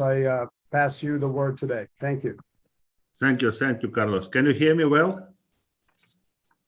Yeah. Distinguished speakers, excellencies, ladies and gentlemen, good afternoon from Vienna. It is my pleasure to be with you today to deliver the opening remarks at the 2022 Nuclear Summit organized by the Brazilian Association for the Development of Nuclear Activities. Just a couple of years ago, I had the pleasure to travel to Brazil to meet with senior officials involved in the country's nuclear power program. It was a wonderful and enlightening trip. And to do this day, I cherish the professional and as well as warm personal relationship that I established while traveling and visiting important sites in Brasilia, São Paulo, and Rio de Janeiro. I would also note that my participation here today comes on the heels of Director General Grossi's important trip to Brazil last summer, when he paid an official visit to Abdan after the agency and Abdan signed practical arrangements covering a variety of areas related to nuclear power. These areas include sharing information, experiences, and good practices, as well as the provision of expertise and capacity building in energy planning, the long-term operation of nuclear power plants, and the development and deployment of new reactors, including SMRs, or small and medium-sized or modular reactors, and their application. Indeed, as part of the agreement, the IAEA and Abdan pledged to work on strengthening Brazil's nuclear workforce and to hold training on SMR technology, including for non-electric applications. And SMRs are why we are here today. Ladies and gentlemen, as the International Energy Agency said in its net zero roadmap last year, low carbon nuclear power generation needs to double by 2050 if we are to achieve global climate change goals. To get there, we will obviously need large scale reactors, but we will also need new and more flexible nuclear technologies, in particular SMRs and their non-electric applications, to expand access to nuclear energy and slash emissions from hard to abate sectors, such as industry, transportation, and buildings. With more than 70 SMR designs, including microreactors under development in 18 member states, global activity and interest in SMRs seem to be growing by the day. Indeed, some advanced SMR designs are already in the commissioning and operational phases. Russia achieved a milestone in 2020 by deploying the world's first advanced SMRs, both for power and heat production. And in recent months, China has connected to the grid the first of two demonstration high-temperature gas-cooled SMRs and has started construction of its integrated PWR ACP-100. Argentina, meanwhile, is working towards putting into operation the first integrated pressurized water reactors. And many more SMR designs of different reactor technologies around the world are set to follow towards near-term deployment. In short, we are living in exciting times, the decade when SMR technologies will be demonstrated and proven. Subsequent decades will see broader commercial deployment of SMRs, both in expanding nuclear power countries as well as in newcomers. What needs will SMR fill? They are mainly envisioned for markets where large reactors are not viable for different reasons. For example, because of small electrical grid. But they may also be attractive for other markets due to their low capital cost compared with large reactors and their flexibility, which may help to expand the use of nuclear energy beyond electricity production. For instance, for hydrogen production, district heating, desalination, and various industrial applications. They are also particularly suitable to be coupled with variable renewable energy sources. All of that will provide a significant contribution to reducing greenhouse gas emissions while improving local air quality and contributing to energy supply security and system resilience. Ladies and gentlemen, amid this evolving landscape, it comes as little surprise that member states are asking the agency for consistent and coordinated support for SMR development and deployment, including their non-electric applications, eventually as part of integrated clean energy systems. For example, the Standing Advisory Group on Nuclear Energy, which is known as SAGNI, and advises the IAEA Director General on our activities in the area of nuclear power, recommended that the agency take a concerted and coordinated approach to supporting member states and stakeholders in the early deployment of SMRs. Of course, high standards of nuclear safety, security, and non-proliferation must be ensured for SMR deployment.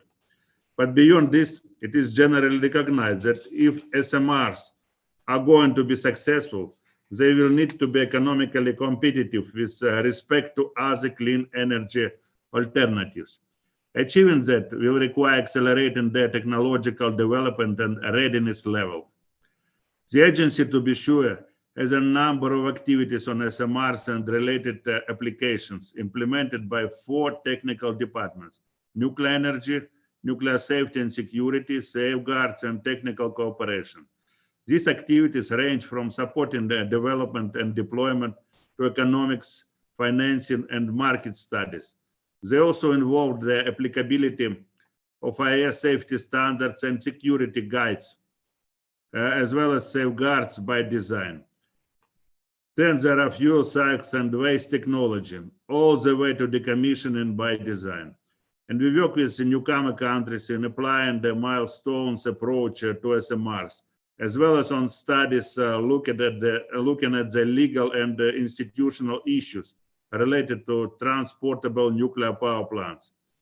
Finally, we have also recently launched an initiative to work with member states on developing, on one hand, common industry approaches for technology holders and user requirements and criteria for operators, and on the other hand, harmonized regulatory approaches between national regulatory bodies to support the effective deployment of SMRs. Ladies and gentlemen, as you can see, this is a lot of work carried out across the agency and across multiple fields. This is why Director General Grossi last year decided to ensure the consistency and coordination of our activities by establishing an agency-wide platform on SMRs and their applications. This new platform is helping us internally to coordinate and integrate our activities consistent with member states' needs and requests.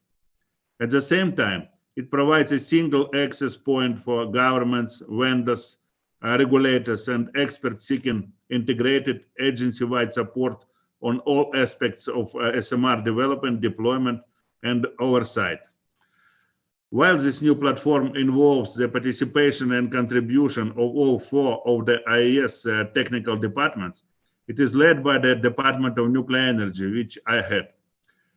We believe the new SMR platform will greatly facilitate the needs of member states as they seek to accelerate the technology development, demonstration, and early deployment of SMRs. Potential topics for the platform to engage on include specific human resource development and training, supply chain development, support to the development of generic user requirements and industrial codes and standards, well-focused R&D and innovation, and suitable deployment strategies. Tomorrow, Stefano Monti, the chair of the platform implementation team, will provide more detailed information on the ongoing and planned activities of the platform. More recently, Director General Grossi launched the Nuclear Harmonization and Standardization Initiative, NESI, as it's called, aims to accelerate the safe and effective deployment of SMRs by bringing together policymakers, regulators, designers, vendors, and operators to develop common regulatory and industrial approaches. The initiative will hold its kickoff meeting in June. Its overall goal is to maximize the contribution of SMRs and other advanced nuclear technologies to achieving the goals of Agenda 2030 and the Paris Agreement, including reaching net zero emissions by 2050. Before concluding, I should also highlight the agency's Advanced Reactor Information System database with comprehensive information on all manner of advanced reactors. As part of this project, every 2 years we issue an updated SMR booklet to provide detailed technical information to member states who have general interest or seek specific technical information on SMRs.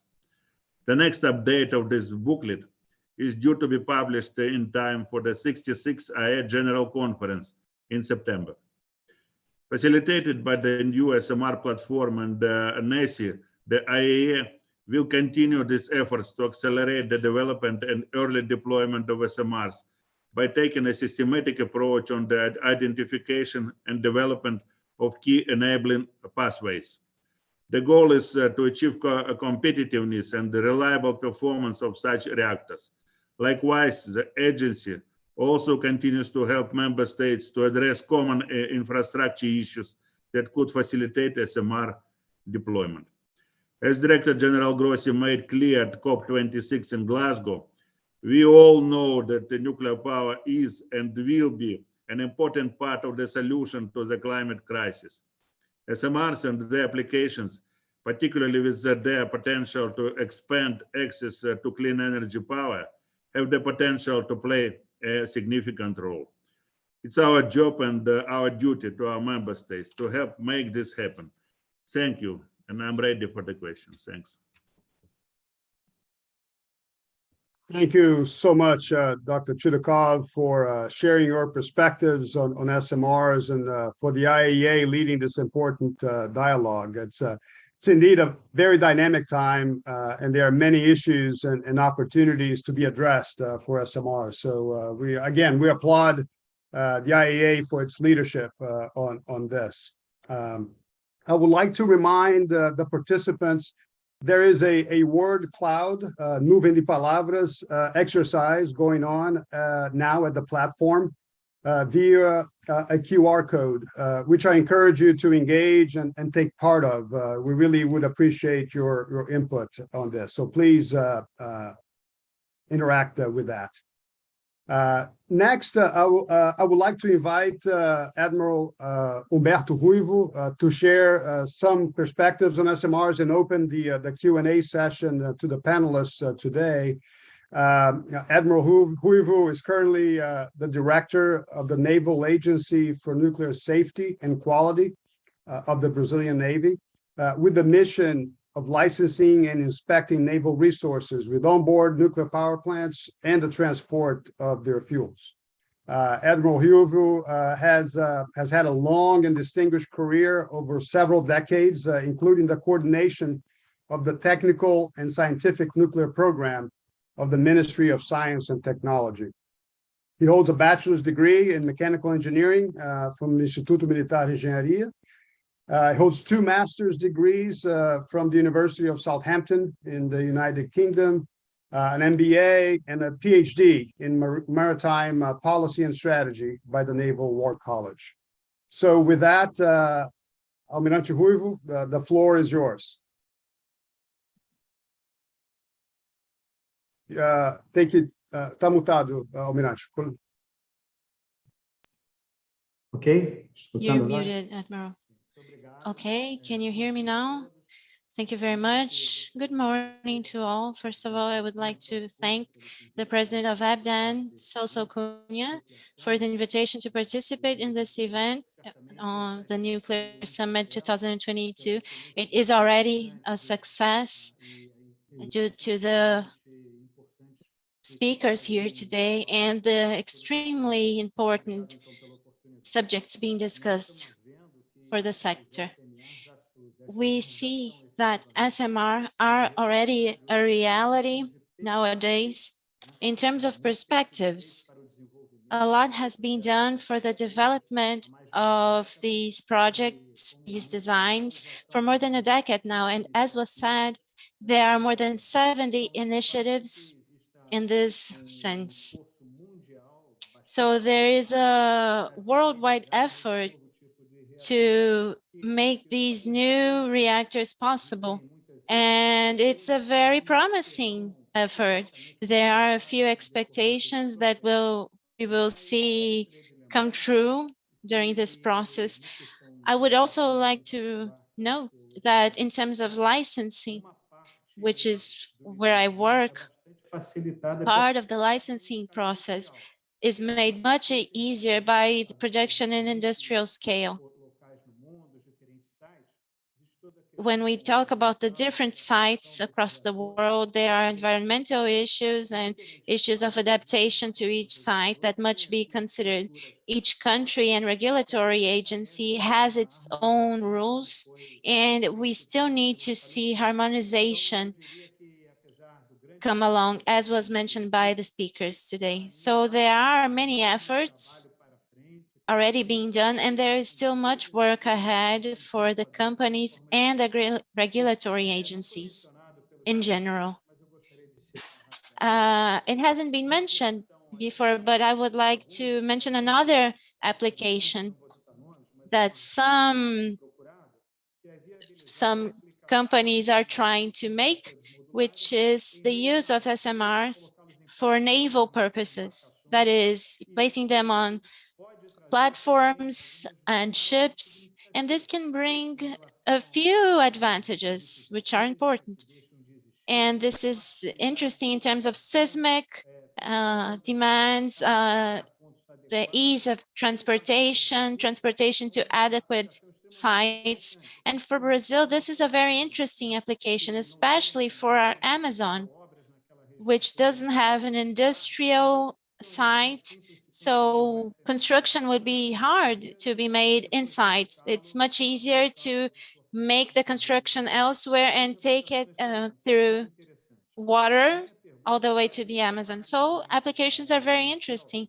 The question I have is specifically for Luis Celso, who has said in his presentation that efforts have been done towards licensing with the regulatory agencies, NRC in the United States and Canada also. And in practical terms, how has this been going on?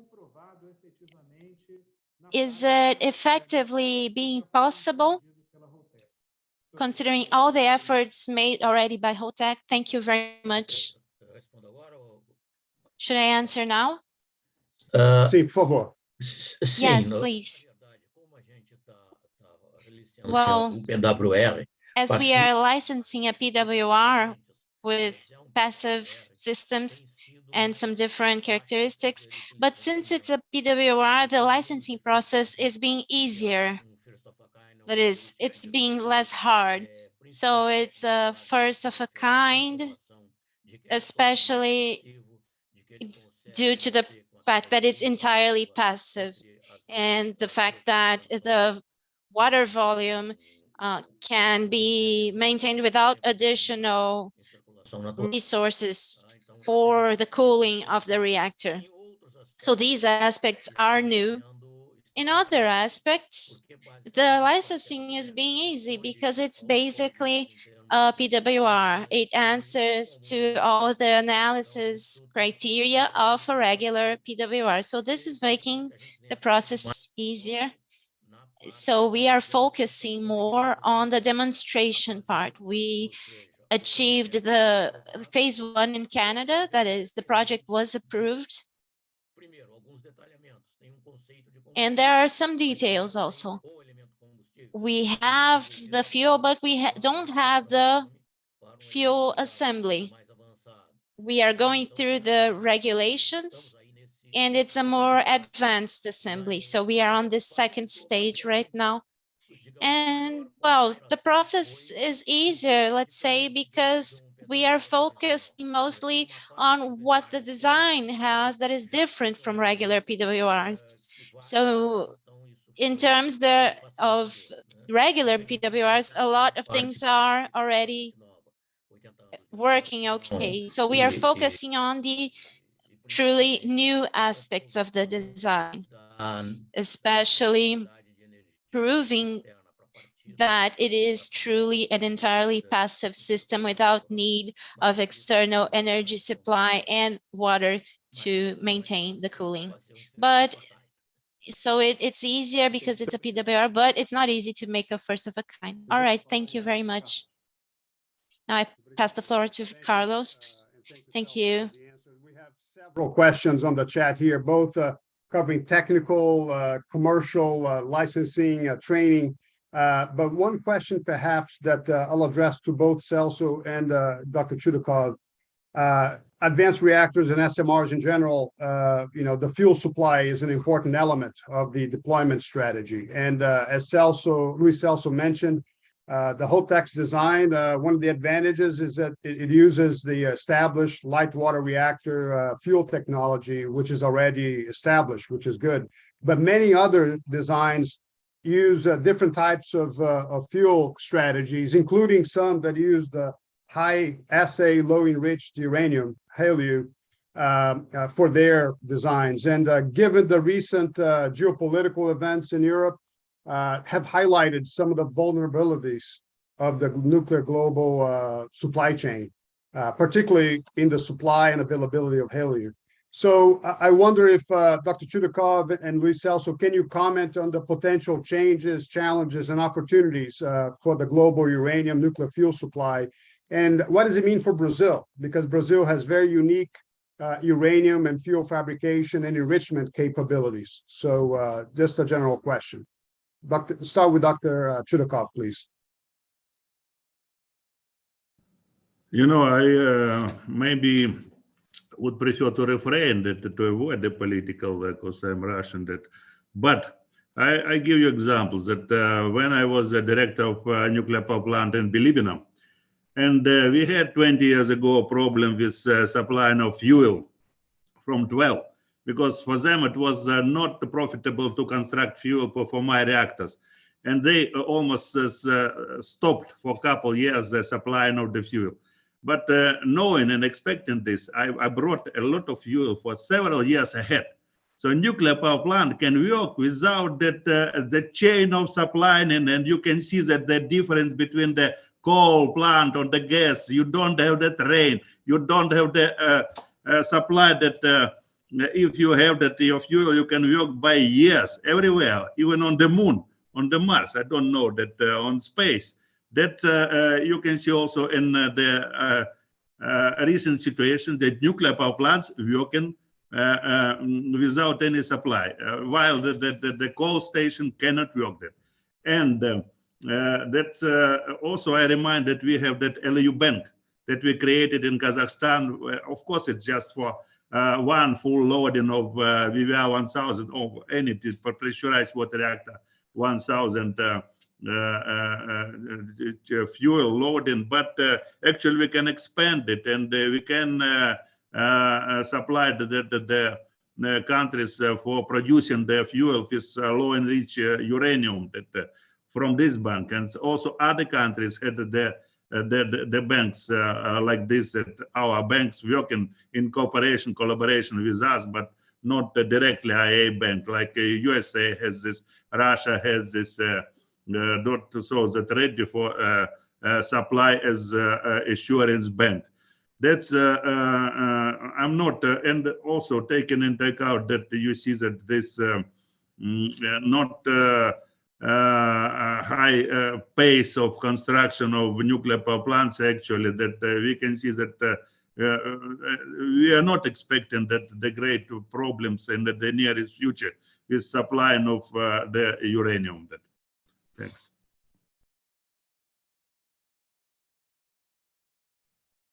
Thank you so much. It is a complex issue, as you said, but there are solutions available. So that's very a good reminder for all of us. I don't know if Luis Celso, you have any comments on the fuel strategy?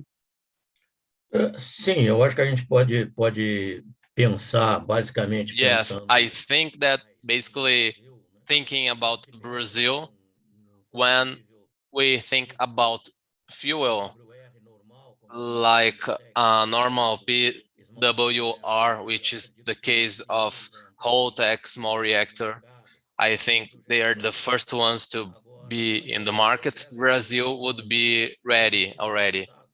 But when we speak about an advanced fuel, that in a couple of years may be the future of fuel, Brazil has a competitive advantage that's extraordinary, because currently we have the concern by the Brazilian nuclear department that we won't have enough fuel for the reactors, for the salt reactors, and also to the demonstration reactors. They have an emergency program where they are reducing the level of enriching in military reactors. They are getting from other fuels from higher enrichment so that they can at least do the demonstration programs.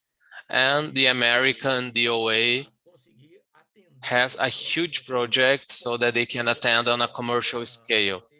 That project is the machine AC100N, which produces enriched uranium from ultracentrifugation of hexafluoride of uranium. Brazil took a shortcut. We are ahead, who would say that, of the un-American Department of Emergency. We already have a commercial scale of enriching through ultracentrifugation of hexafluoride of uranium. So we have this opportunity of supplying fuel to all the world.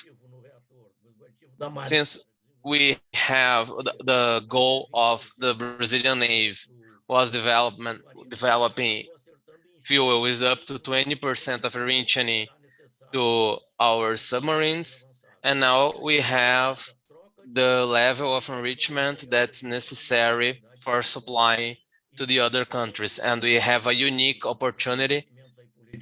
And those recent developments on Eastern Europe show us that we need to have a diversification into the range of suppliers, and Brazil can be a player in that sense. Thank you, Luis Celso. Thank you for your comments. We have many questions on the chat. But we'll collect all the answers. We know those who have issued the questions, and we'll provide the answers to you after this session. With that, as we close this panel session, I would like to thank all the distinguished panelists this morning. Thank you, Luis Celso. Thank you, Dr. Chudakov. Thank you, Almirante Ruivo, for your perspectives. And all the participants today that engaged and submitted questions. Next, we will initiate the short course on SMRs presented by the IAEA. Again, here are a few reminders. The course will take place today, tomorrow, and Thursday, always between around 11:30 to 1 p.m. Real time. A reminder that those who desire to receive a certificate of completion of this short course need to confirm your presence by either making comments on the YouTube chat platform function or by asking questions to the experts via the chat as well during the Q&A session. At the end of each training session, there will be a Q&A period for you to ask questions. And at the end of the course, at the end of the week, all the presentations, the materials will be shared with those who have completed and participated in the 3-day course, and they'll receive the certificate of participation again. I certainly encourage all of you to participate and take advantage of this opportunity. So with that, I'd like to thank you all for joining us this morning, and I'll pass the word back to the event organizers as to pass to Mr. Benoit Lepouset to initiate the SMR course. So with that, thank you. Thank you. Thank you. Bye. Okay. Okay, thank you. Can you hear me? I will try to, please, can you confirm whether you can hear me? Okay. We can hear you. Okay, great. I will share my screen and start with a presentation. Okay, just tell me whether you can see it or not. Okay, my first presentation will be, it's coming through. Okay. just tell me when it's on your screens. It's on. Go ahead. Okay. My presentation will be talking about the considerations of embarking and expanding countries. So I will not focus on vendor countries who are developing SMRs and then building folk on their territories, but more share with you the information that we got from our member states who show some interest in SMRs, so that you can see why they are considering SMR. Then I will hand over to my colleague Chivayu Batra, who will talk about the existing technology. So the objective of this particular presentation would be to visualize the different countries showing an interest to host an SMR, to understand their rationales, and make the link with the technologies in development, which will be presented later on. So this will be a short presentation to allow you to ask some questions. So I've just put that on a map. I don't say that it covers every country, every member state that show interest on SMR. These are just the information that we got from them. And I would like to make a small focus on each country so that we can see why they are interested in SMR, what they expect from those designs, and see, in fact, how you could build your own rationale for SMR.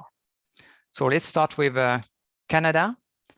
Canada has defined a very precise SMR roadmap, exploring different options, including microreactors, which are the smaller version of SMRs, but also say more traditional SMR. It has selected its design for implementation by the end of the decade, namely the GE Hitachi design. And they work with the US to harmonize the licensing process if possible. So the idea really is to make those designs happen. So they have a very clear path, and they want really to work with the vendors and to make that happen first in their territory. So they've got a very aggressive schedule. Poland also talks about SMR, and Poland has a nuclear power program based on large power reactors, but it also considers HTGR, high temperature gas cooled reactors, SMR, to provide industrial heat to further decarbonize their economy. So their rationale is more, we're going to use large power reactors to generate electricity, but we would like to have also another option for industrial heat. Not to forget that some private companies are also considering SMR for electricity purposes, but they are not part of the national strategy, which doesn't mean it would not happen. But they are not, it's not the main rationale for Poland, at least. So we have in other European countries, Czech Republic, which has also a nuclear power program, which is also considering expanding this program and building another large power reactors.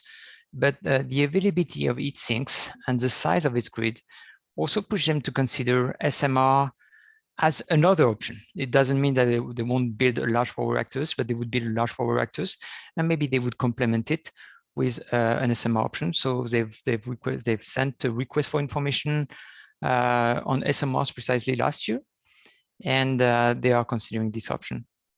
But it would be like a longer term option.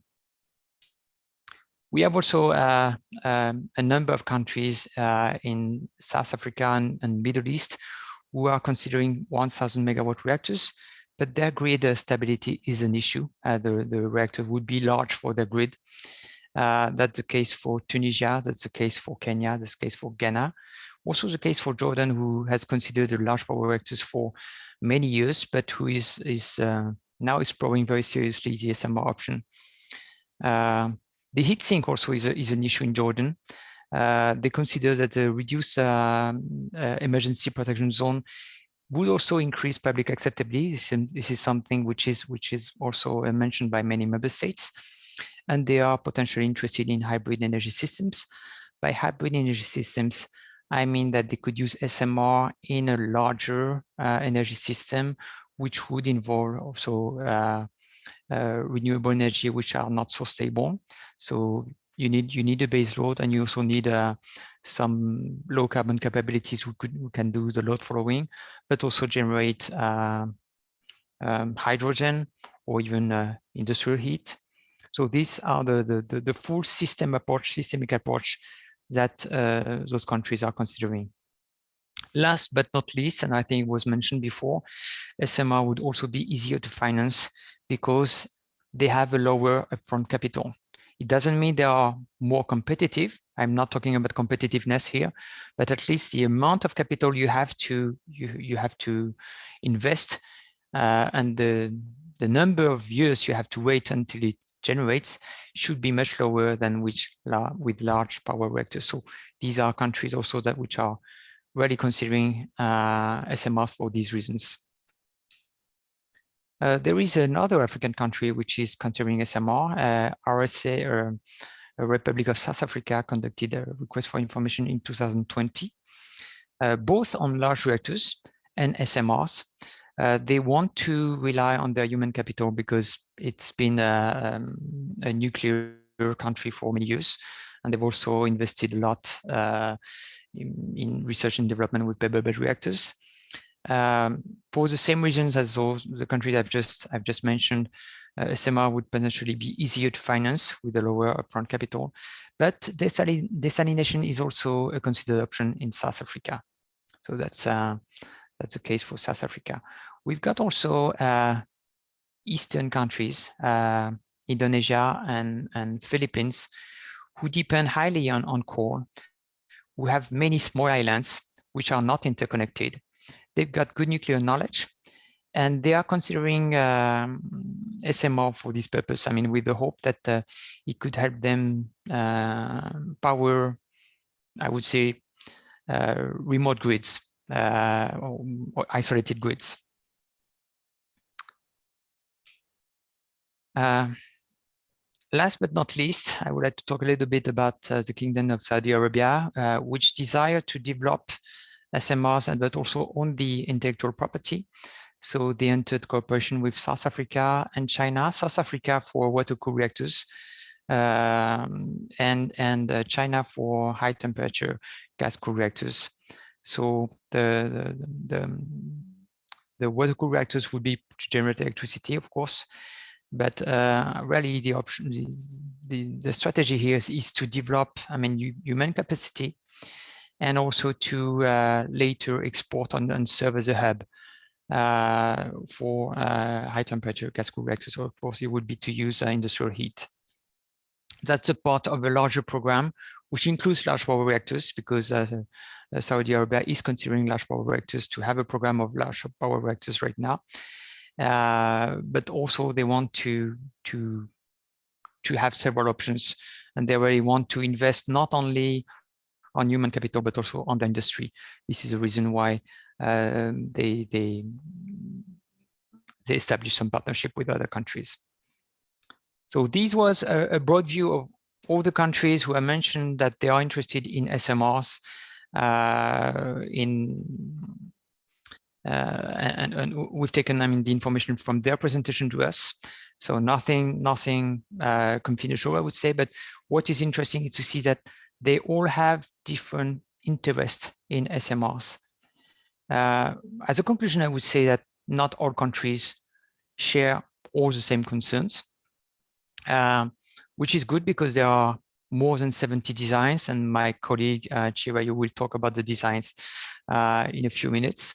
Those designs have different maturity, but they also fulfill different purposes. It's not to say that there are 70 use cases.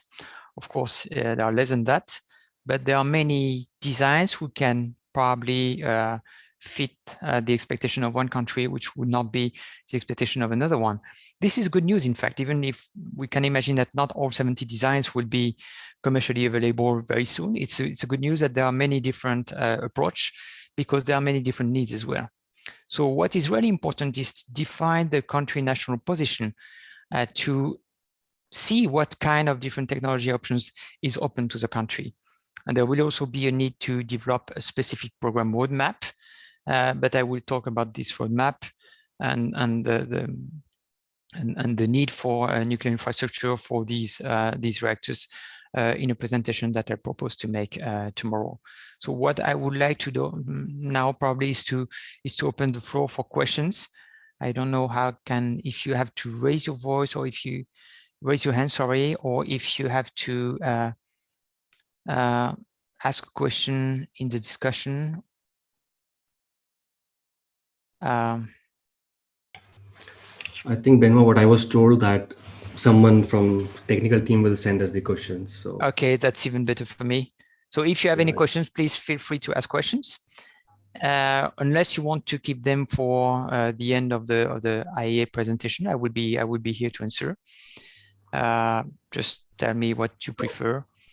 And Benoit, either I already see a question. If you want, you can. I don't know if there is yeah. a moderator to this panel, but I can read it for you as well.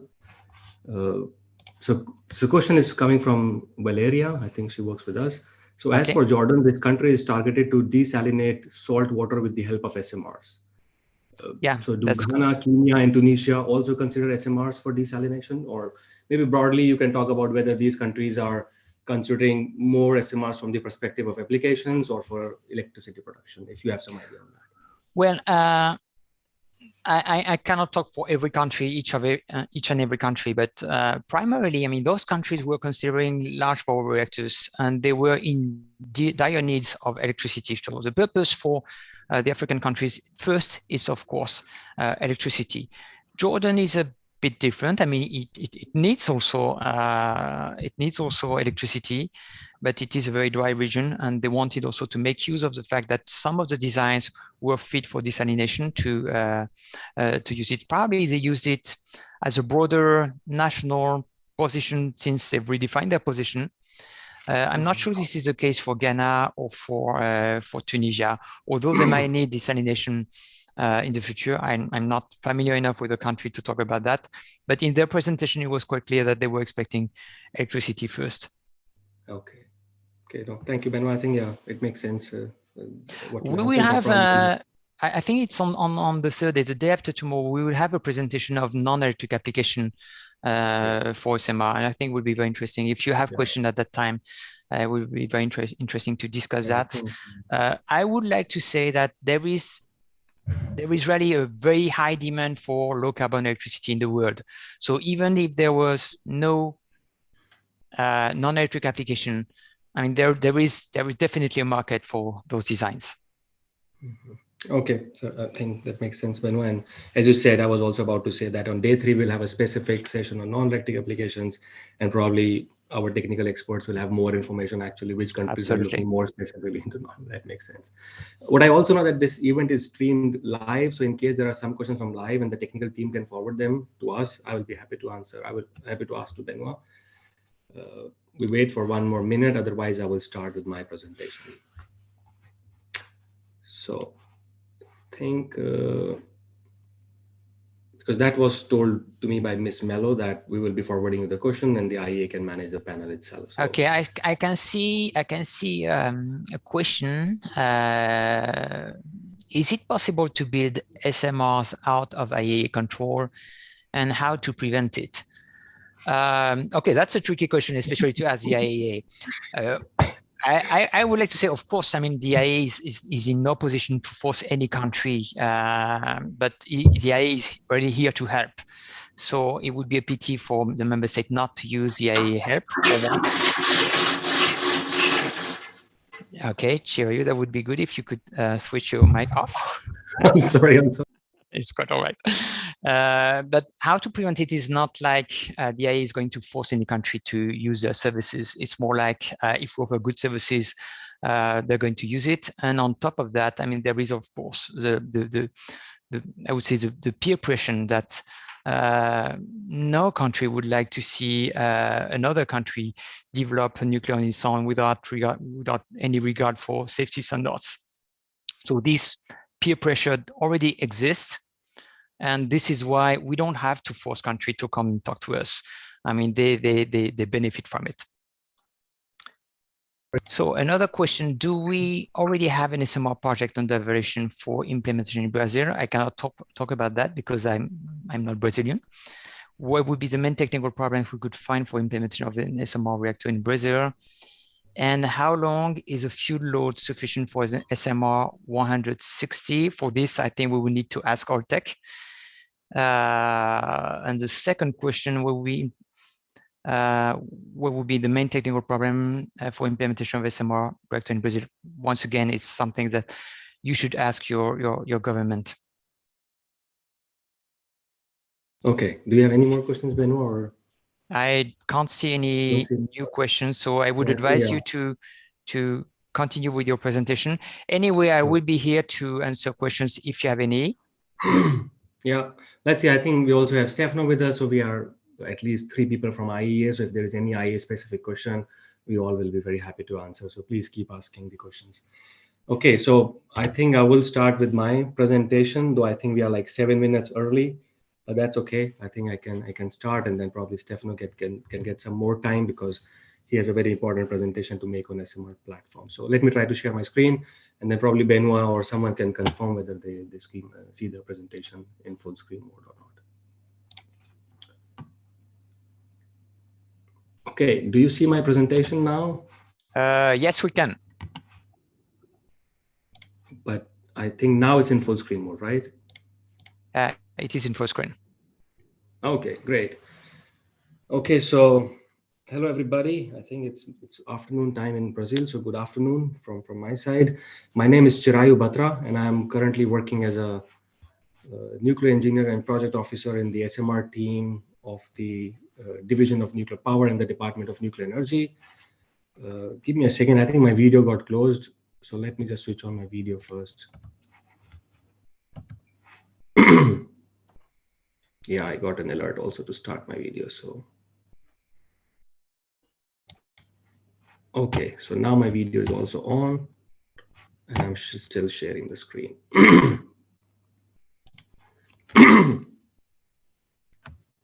Okay, so I was still introducing myself. So I work as a nuclear engineer and project officer in the SMR team of the Division of Nuclear Power and Department of Nuclear Energy. I come from the same section as Benoit and also Stefano, and we work in the same team, and hence my contributors here are also Benoit, Stefano, Hadid, and Yaule, who have contributed to the development of this presentation as well. I'll be talking broadly on overview of small modular reactors. It's a short presentation, though usually we give this presentation also for 1 hour, but I will be focusing mainly on design and technology. I would try not to go very deep into technical details, but if required during the Q&A session, I'll be happy to answer some technical questions relevant to the designs as well. Okay. I'm trying to move to next slide. Okay. So this is the outline of my presentation. I'll talk about the broad definition, and I want to clarify that I will not be giving you any kind of IEA specific definition, but we'll try to look at what actually kind of definitions are floating and which ones are making more sense to us. And of course, this will always remain debatable, which kind of reactors could actually be categorized as SMR or which cannot be. Then I'll talk about the benefits, what the SMRs could actually offer. And I think it was also briefly touched by Benoit in broadly how the countries are looking. So you can see that from this presentation, you'll get a perspective of what are the needs of the member states embarking or expanding countries. Based on that, what kind of also decarbonization goals they have, and based on that, they can decide what kind of technology could be better for that. And that's where I'll talk about technology as well, how the technology is different or same, what kind of development has happened over the years in the technology, whether and how do we call it innovative technology, on which aspects, and things like that. I'll briefly touch on diversified application because as I already said that there will be a number of presentation or at least 2 presentations on day 3 on non-electric applications. So I'll just touch upon what it is, but I think it's better that you hear from the experts on day 3 of this mini course. Then we'll talk about different designs. I have chosen, I think, 3 specific designs that I will talk about. I'll give the brief description and briefly also touch upon how they're actually bringing the innovation. Then I will talk about challenges or path to deployment, what kind of challenges we see. It's just a single slide, but it might give you some perspective on also some thought process could be generated based upon what kind of challenges could be foreseen. And some of the questions that Benoit said your country could answer, I think that makes sense that these challenges could also be faced by your country, and then probably they could be answered by people taking decision in the country. Briefly, I'll talk about what's next. So what is the global development and deployment scenario of SMRs that's happening? I'll just briefly have one slide on what is IEA doing in this area, because next presentation, Stefano will talk more about what IEA is doing in the area of SMRs and how actually IEA is creating a platform to support member state requests. And we are actually seeing a flood of requests coming to us. And as I said, you will see that more in the next presentations. Okay, so let's go with this first module of my modular presentation, which talks about what are SMRs, benefits, key features, and technologies. So one of the first thing that when we talk about SMRs is the size. And we know that at nuclear power plants, they provide flexibility in terms of power and energy market they cater to. This is broadly, let's say, a kind of categorization based on the output electric power. So the large conventional reactors, which you see currently deployed all across the world, they are more than 700 megawatt electrical in power. And then in terms of in the small modular reactor, we talk about smaller land footprint, which then could typically have less than 300 megawatt electrical power output. So we call it typically less than 300 megawatts. So it's not a defined line that, okay, anything above 300, so 302 megawatt is not SMR, probably not, if it still has a smaller land footprint. And there are other characteristics that it should, let's say, be able to relate to in order to be categorized in SMRs. And one of them is a smaller land footprint. At the agency, we try to put microreactors as subcategories of SMRs. You will find in literature that they are considered as a separate category. In this, typically, most designs, again, I talk about typically, they have less than 10 megawatt electrical power output. And they specifically also have a very niche market. So they are developed for a particular or specific reason or purpose. And probably, I think I will share some designs which are currently at different stages of development in my presentation, where you will see that which kind of application they are actually catering to. Then the next major important concept in SMR is the modularization, and it's considered as a key part of the concept of an SMR. So it generally refers to techniques which are borrowed from other mature industries, such as shipbuilding or aerospace. We have seen that kind of modular approach of, I will say that when we talk about modular, we talk about modular in terms of design, construction, and arrangement of power. It could be a one thing modular or a combination. For example, it could be a modular design only, or it could be a modular construction or design and construction both.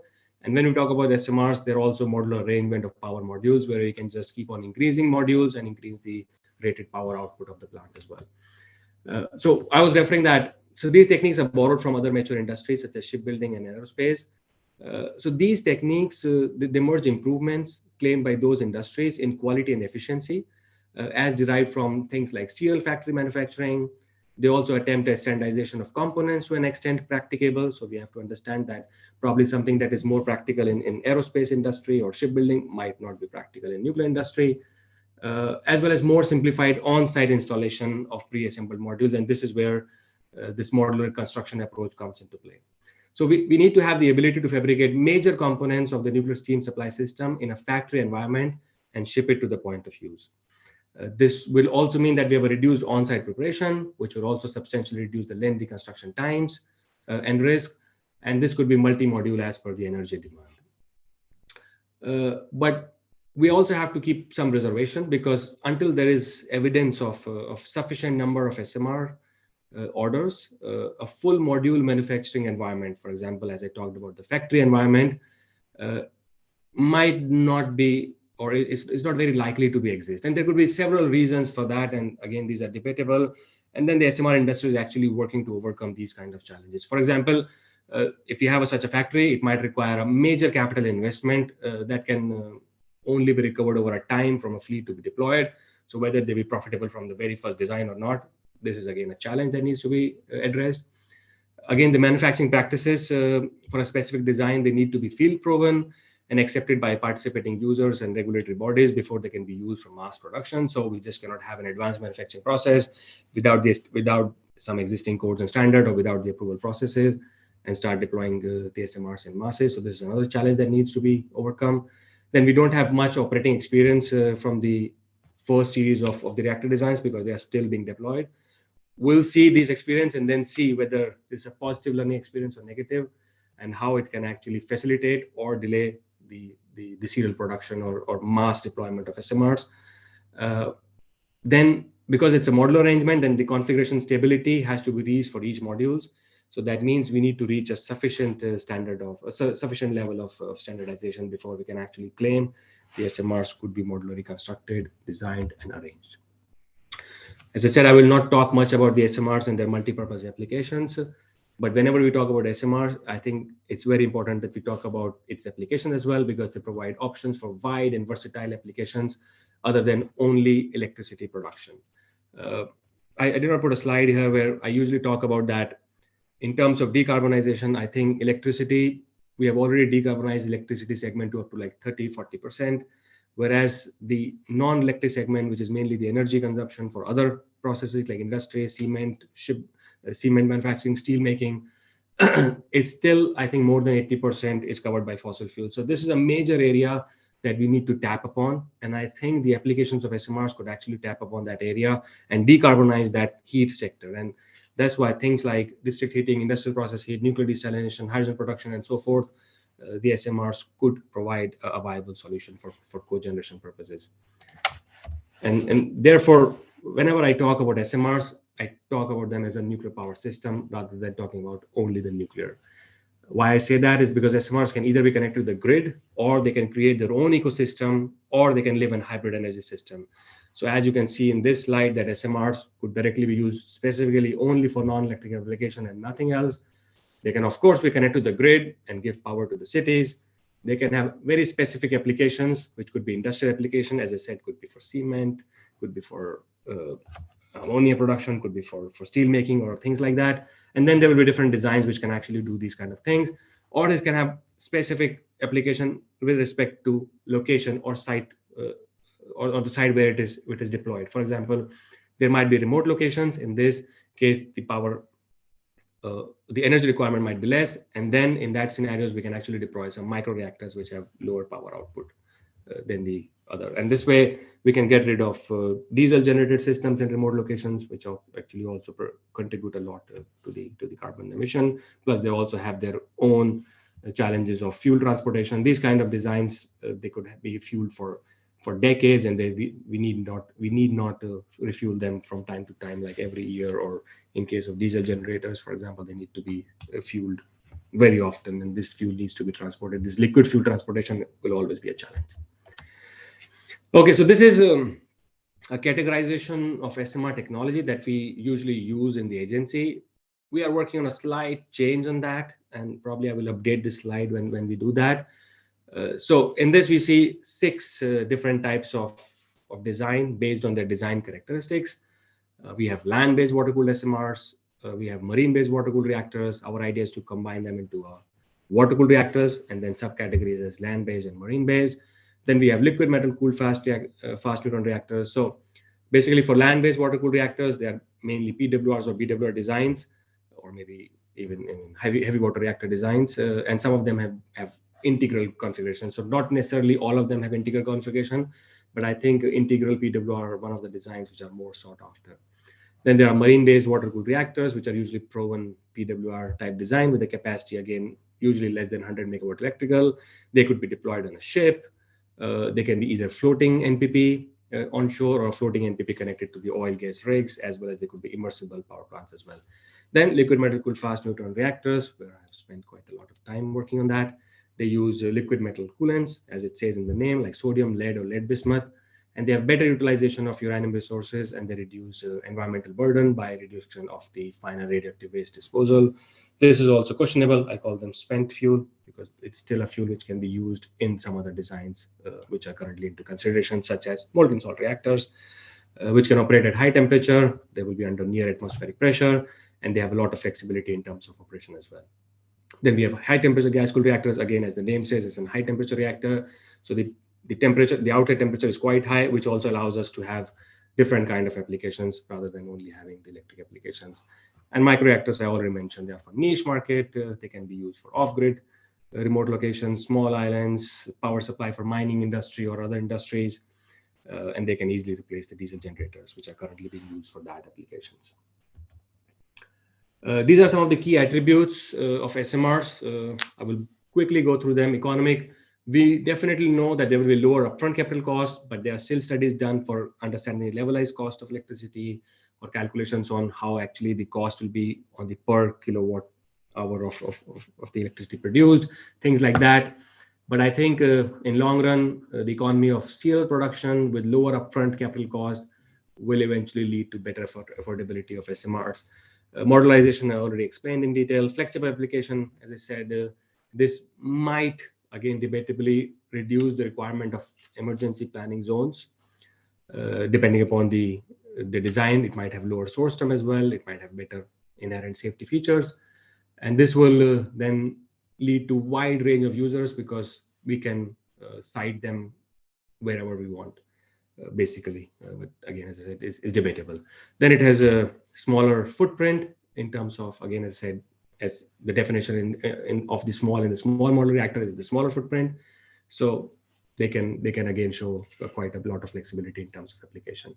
There is already a lot of studies ongoing on replacing the fossil-fired plants, for example, the coal plants, the thermal plants, and they can be replaced by these SMRs, and they can also lead to reduction of the carbon dioxide production. And then the potential hybrid energy system, which you will also hear in the last day of this mini course, where we integrate with the renewables.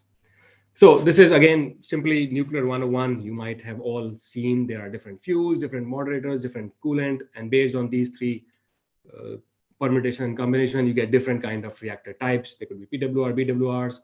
What I want to emphasize is that the SMRs are one of these type of technologies. The only difference that we get is that many designs, they incorporate very advanced features. So the innovation comes from different aspects, not necessarily from what kind of fuel, moderator, or coolant we are using, which has been in use for many years before as well.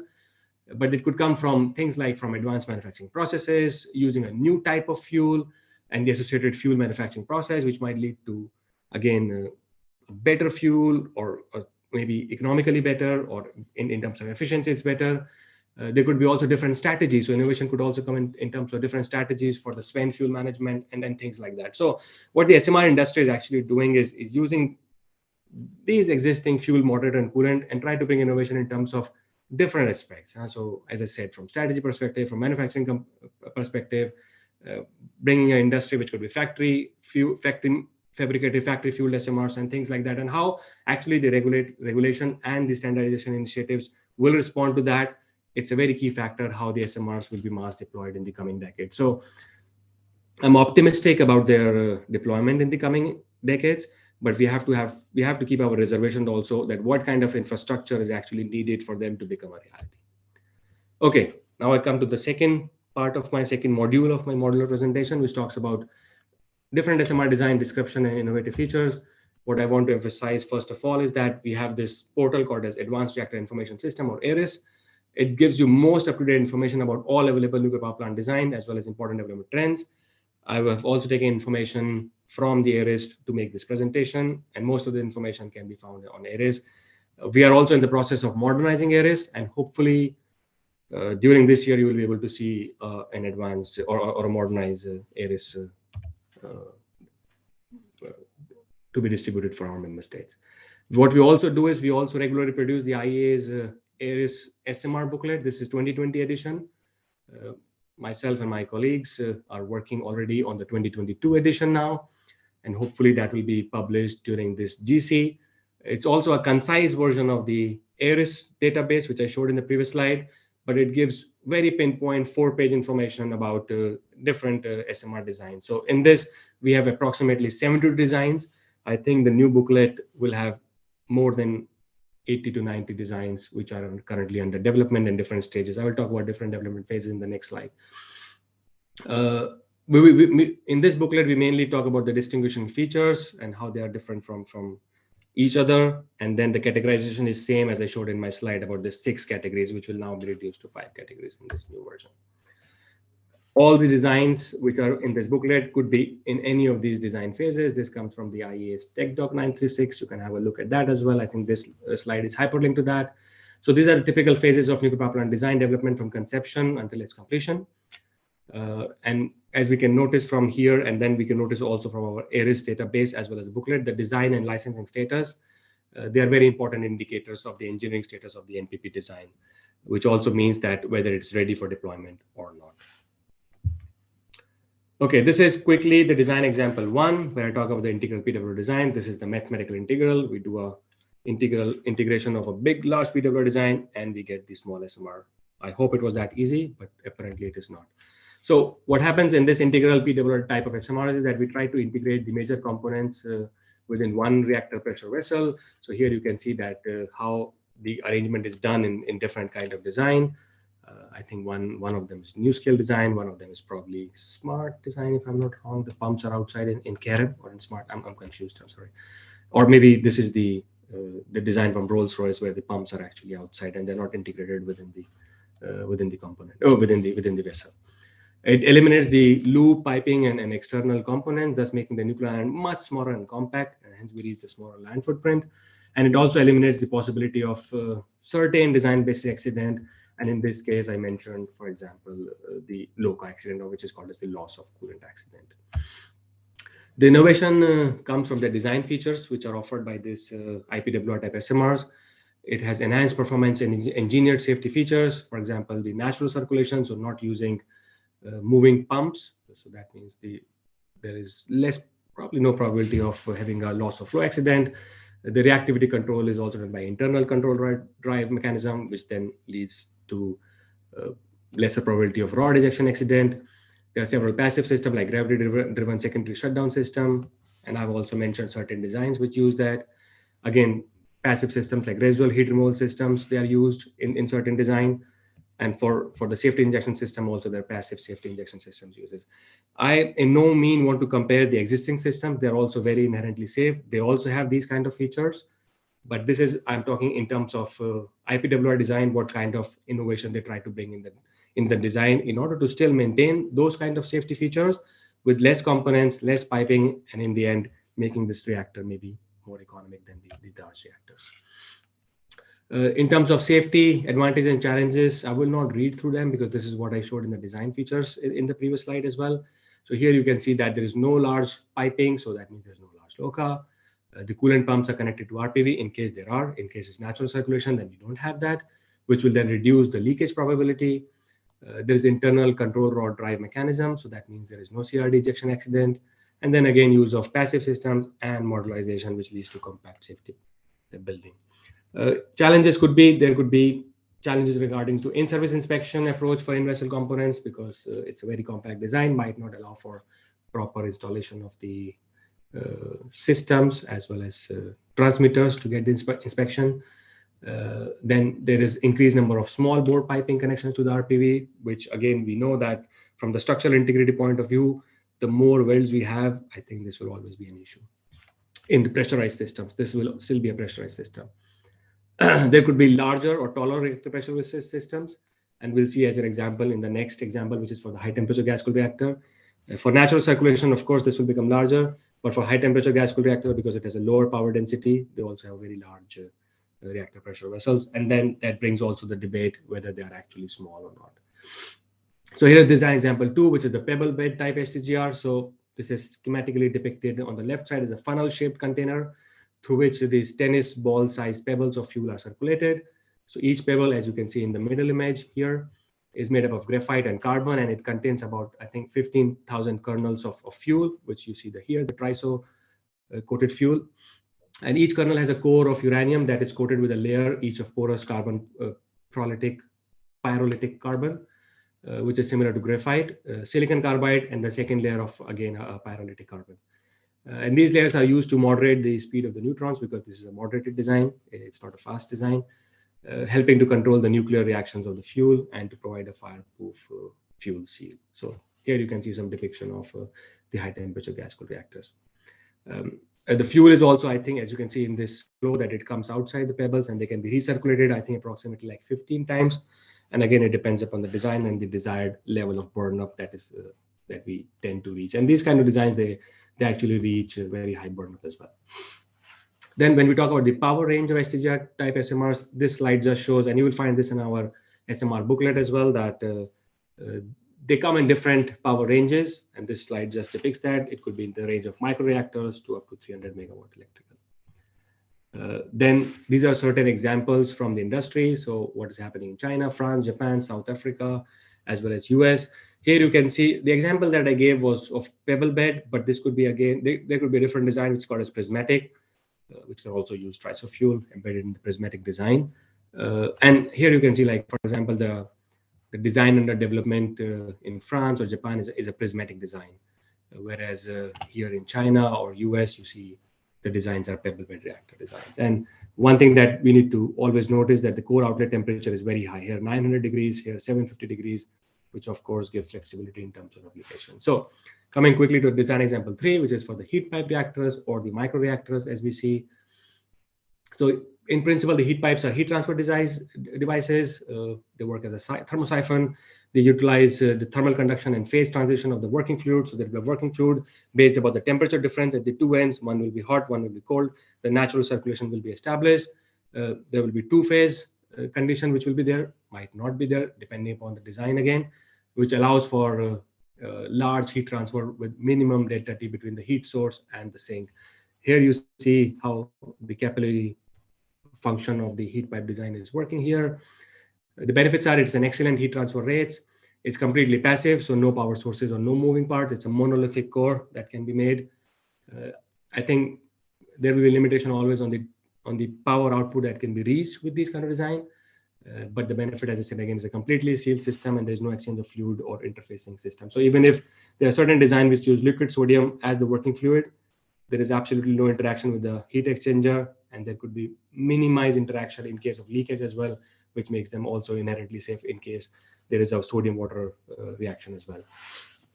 This is a schematic which shows how actually the heat pipe looks. So there's a heat pipe here inside, and there is this design shows the normal UO2 fuel, which is used externally to the heat pipe and arranged in a hexagonal array. The hexagonal array is just an HCP arrangement, hexagonal closed package arrangement, which probably from material science also you might understand it allows us to have a better core density than having the circular arrangement or even the square arrangement.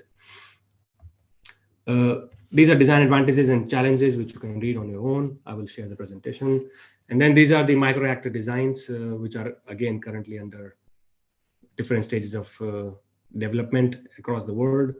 You might have heard of Aurora Design Oklo, which has also submitted the combined operation and construction license in the US NRC.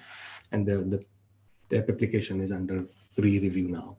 And there are certain other designs which are in advanced stage of development like U battery and MMR. And there are several other designs which you can actually find in our SMR booklet.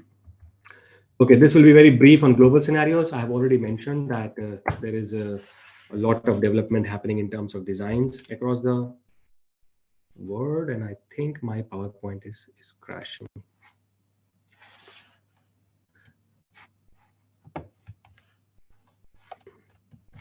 Okay, can you hear me or did I lose connection now? No, we can hear you. Go ahead. Can you see my presentation as well?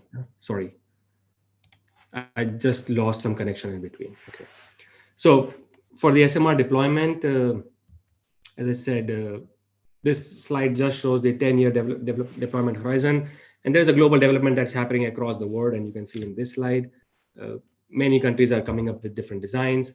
This is again, tentatively, this is a secretariat view. This will be a bit sensitive. We are not claiming whether they will be developed on this. This is something that vendors have provided information to us. And we have put some designs which are at advanced stage of development on this timeline. So you can see broadly in this decade, we'll see a couple of more designs implemented or deployed. And hopefully the mass deployment will happen in the next phase of, in the next decade. This is what we can see that recently the SGR PM criticality was reached for both the modules, and hopefully it will be connected to the grid. I updated this slide. I don't know what happened, but I think I've updated that the second module was also connected to the grid in end of reached criticality end of last year, and the commercial operation, and they are connected to the grid. The commercial operation will start also soon. Then these are the key elements for development deployment. I think Stefano will also talk a little bit in terms of when he talks about the platform. But main thing that we have to understand that when we talk about deploying the SMRs, as Benno also mentioned, we have to think of a lot of things, which about like whether we have a technical feasible design which is frozen for the duration of the project. Do we have a sound business project?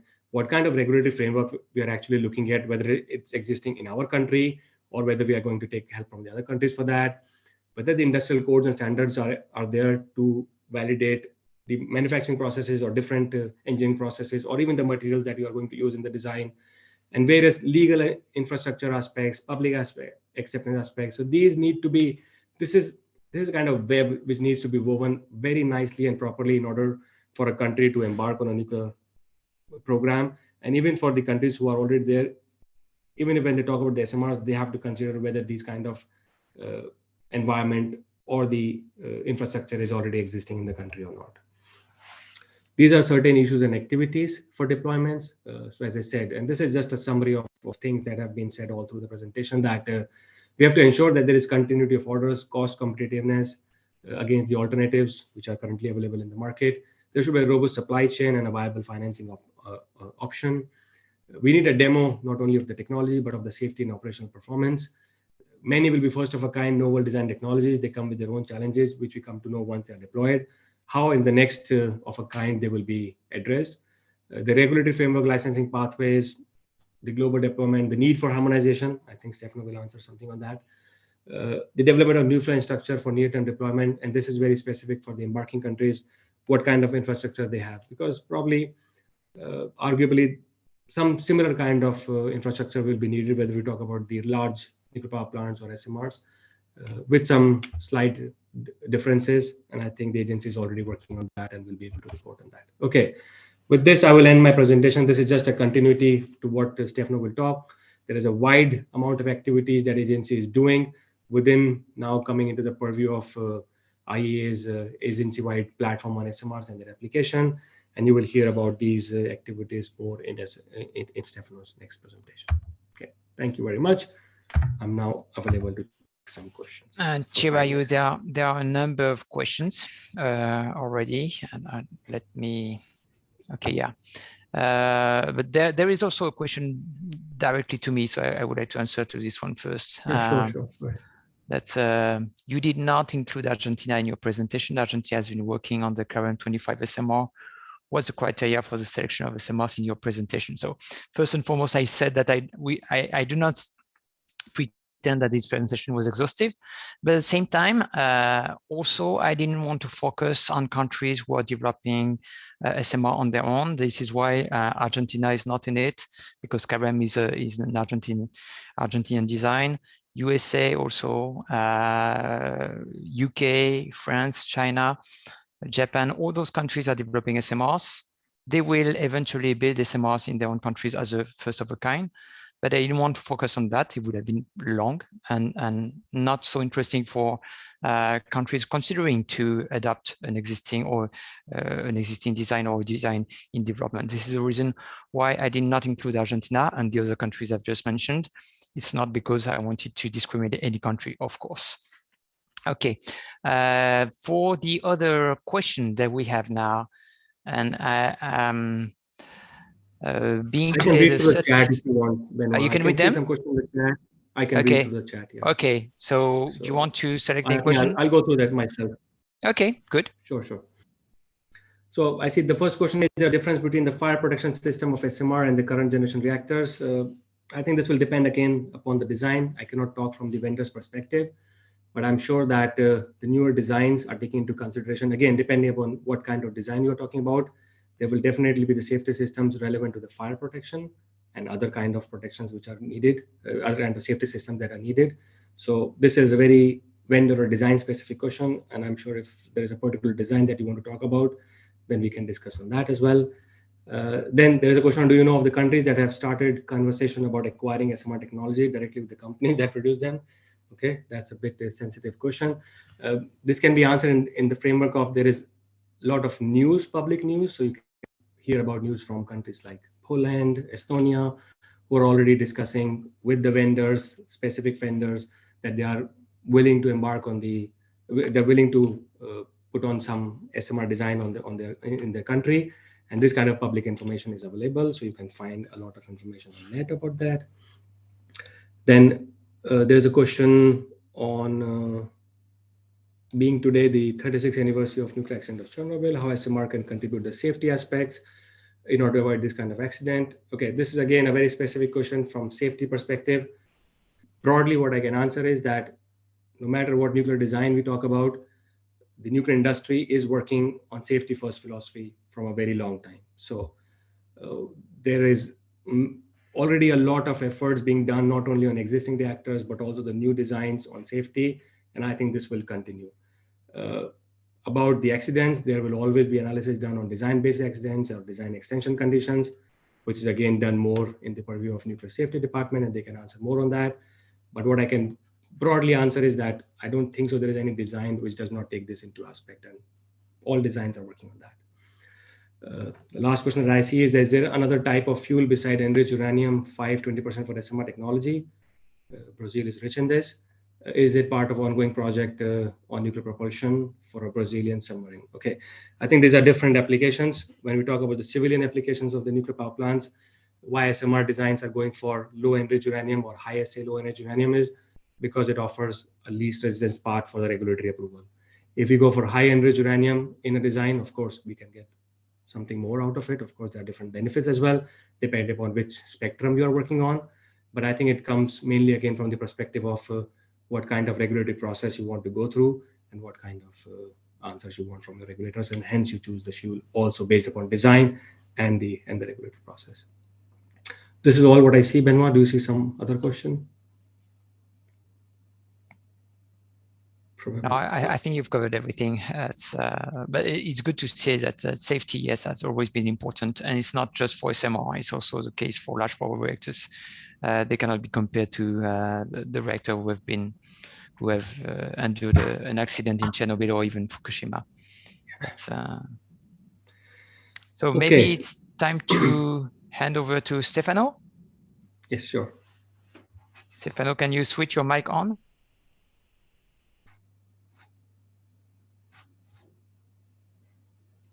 Okay, I think I will go to his office and check. Okay. Now you should hear me? Correct? Yes, we do.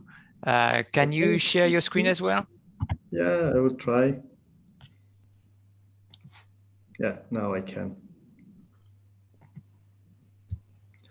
And put in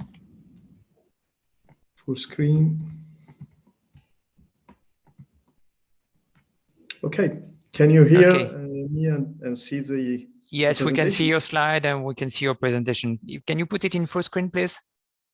It is, at least on my side, is already in full screen. So yeah, but only on your side, not for the viewers.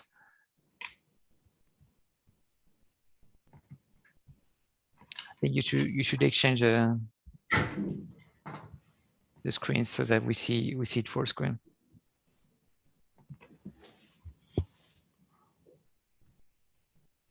Is it okay now? No, it's still the same. I think that is set up there in the. Let's try it.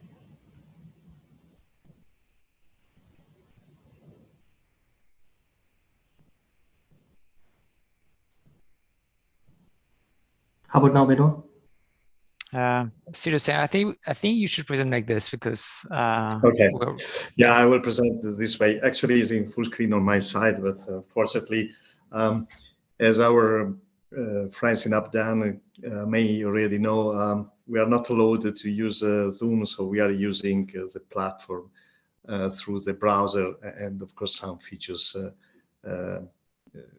maybe don't work. So say that, yeah, I'm Stefano Monti and the head of the Nuclear Power Technology Development section, the section that has organized this mini course for you, for Abdan. And I'm presenting today in my role of chair of the SMR platform implementation team, which is a kind of project team of the agency-wide initiative on SMR and related application. So my presentation basically has the aim to go into a little bit some more details with respect to what our DDG, Mr. Chudakov, has already presented, highlighted during his opening remarks at the opening session, and provide some detailed information on the work in progress, as well as what are the expected tangible outputs in coming months. So, well, actually, already my colleagues have talked about the many aspects that have to be considered when a country decided to adopt the SMR technology, both embarking countries and expanding countries. And the IEA is trying to provide support in all these areas. Of course, we provide the usual forum for exchange of information through dialogue forum, through technical meetings. We are highlighting SMR now in a number of conferences. For instance, there is a just ongoing conference, big international conference on nuclear law, where there will be session and also a specific side event devoted to SMR. At the end of this year, there will be an important, a regular conference on topical issues in nuclear installation safety. And also in this framework, there will be a particular, a number of sessions devoted to SMR. The other point that the other important area with IEA support concern the technology development and the advanced R&D. Of course, in that we are not the major player. We are not an industry or an operator or a research institute, but again, we provide support to member states, for instance, with coordinated research projects that in the case of the SMR are really focused on the still open issues which remain to be investigated also from an R&D viewpoint. But all our effort is really let's say, focused on the near-term deployment. So it is not curiosity-driven R&D, it's really R&D focused on the need in support of on one side, the industry, on the other side, the TSOs and a regulator, in order to facilitate the licensing of the reactors.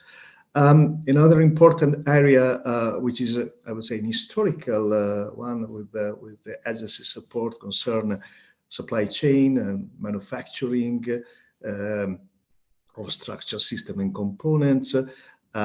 We have just launched an important project related to the what as the IEA can facilitate kind of, let's say, harmonization of codes and standards for SMR. We have in parallel launched another project devoted to the again facilitate the development of generic user requirements and criteria for SMR. So something which obviously should be of interest for all the utilities interested, of course, in deploying this technology. And in this case, we tried above all to support the embarking countries which may have a problem to access let's say the big and the broad spectrum of utility requirements which are normally let's say developed by very well developed nuclear countries. We have also some activities. We understand that, of course, in order to facilitate broad SMR deployment, there is a need also to, say, develop a credible business case. and highlight how SMR can be competitive also with respect to other, let's say, carbon-free nuclear technologies. So we have started the CRP on economics, financing, and market and deployment competitiveness of SMR. We have developed a roadmap for SMR deployment, which we think is very well received from a number of member states. Actually, is a roadmap. Stefano, sorry to interrupt. Please allow me to share a presentation from my side because I think your slides are not moving. You are on second slide and we still see the first one. Yeah, I'm still there. Don't worry. I'm no, you are on the second slide or first one? I'm trying to highlight the IA support, the key areas on IA support. Yeah, we don't see that. So allow me to share and you can speak. Okay. So I request the organizers to please allow me to share.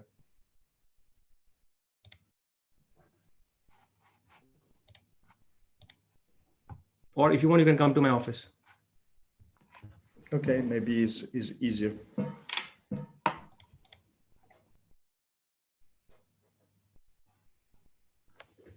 Okay.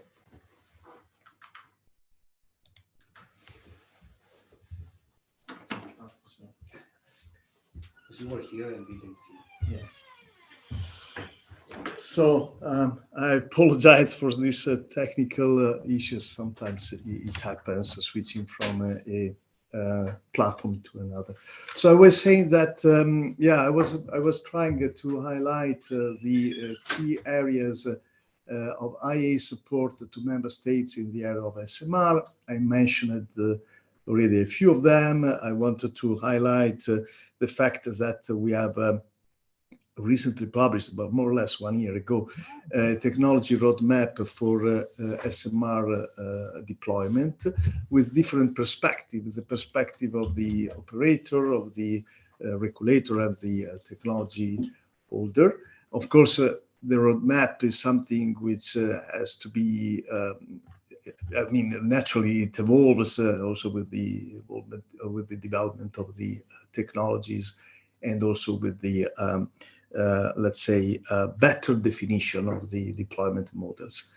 As you know, the IEA has successfully implemented the so-called milestone approach to a number of newcomer countries. At the moment, so far this methodology has been applied for countries interested on larger reactors. Now, with an increasing interest from embarking countries also on SMR, there is a need to somehow customize the milestone approach in the case of SMR and their application.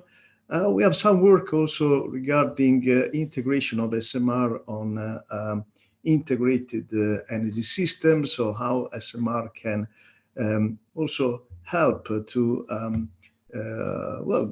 to be coupled with renewables and other clean energy system, including energy storage.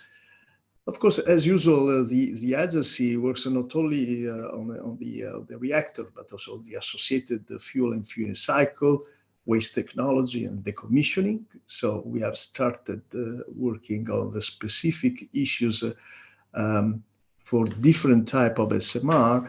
Of course, there are specific issues, above all, when we talk about the more innovative SMR, like, for instance, fast reactors or molten salt reactor, which was a specific issue regarding the management of the fuel cycle, the waste. Obviously, a very broad and important area of agency support concerns safety, security, and safeguard. In particular, I would spend half a day to describe all the activities carried out by our sister Department of Nuclear Safety and Security. I would like to at least highlight two of them. One is the work aimed at, let's say, understanding how the current set of IA safety standard can be applied to SMR, at least to the SMR for near-term deployment. And this work should also identify the need to develop a specific safety guide for SMR. The work is very well progressed. Our Department of Nuclear Safety has engaged with 150 external stakeholders and is in the process to finalize the first technical safety report. I think that it will be of great interest for all the member states interested in the technology for the near-term deployment. We have also activities in the area of knowledge management, education and training. And recently we have put SMR in the perspective of the nexus between nuclear power and climate change, and also the achievement of the Sustainable Development Goal of the UN. In particular regarding SMR and climate change, you may know that the agency organizes the first international conference on nuclear power and climate change at the end of 2019, just before the pandemic. And in that context, it has been highlighted how SMR can play an important role in mitigating, in reducing the CO2 footprint, not only for in the case of electric application, but also when used, for instance, for hydrogen production or district heating or other industrial application. So all of that is already in progress. It means that the IEA is already providing all its services and support to member states in all these areas. And I'm not even sure that I covered all of that. Maybe something is missing, because there is also a very active role within the different department, I mean, with an increasing number of activities. Say that even our DG has recognized that the large spectrum of activities in all the technical Department of Nuclear Energy, Nuclear Safety and Security, safeguard, and also technical cooperation. However, I mean, listening to the member states also realize that there is the need of a consistent, coordinated, and optimized agency support for SMR development and deployment.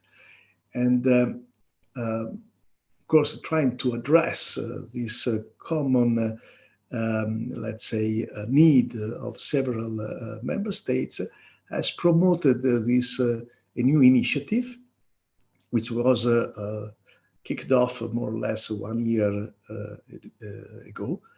And the initiative is aimed to provide national governments, experts, and regulators with a integrated agency-wide support on all aspects of SMR.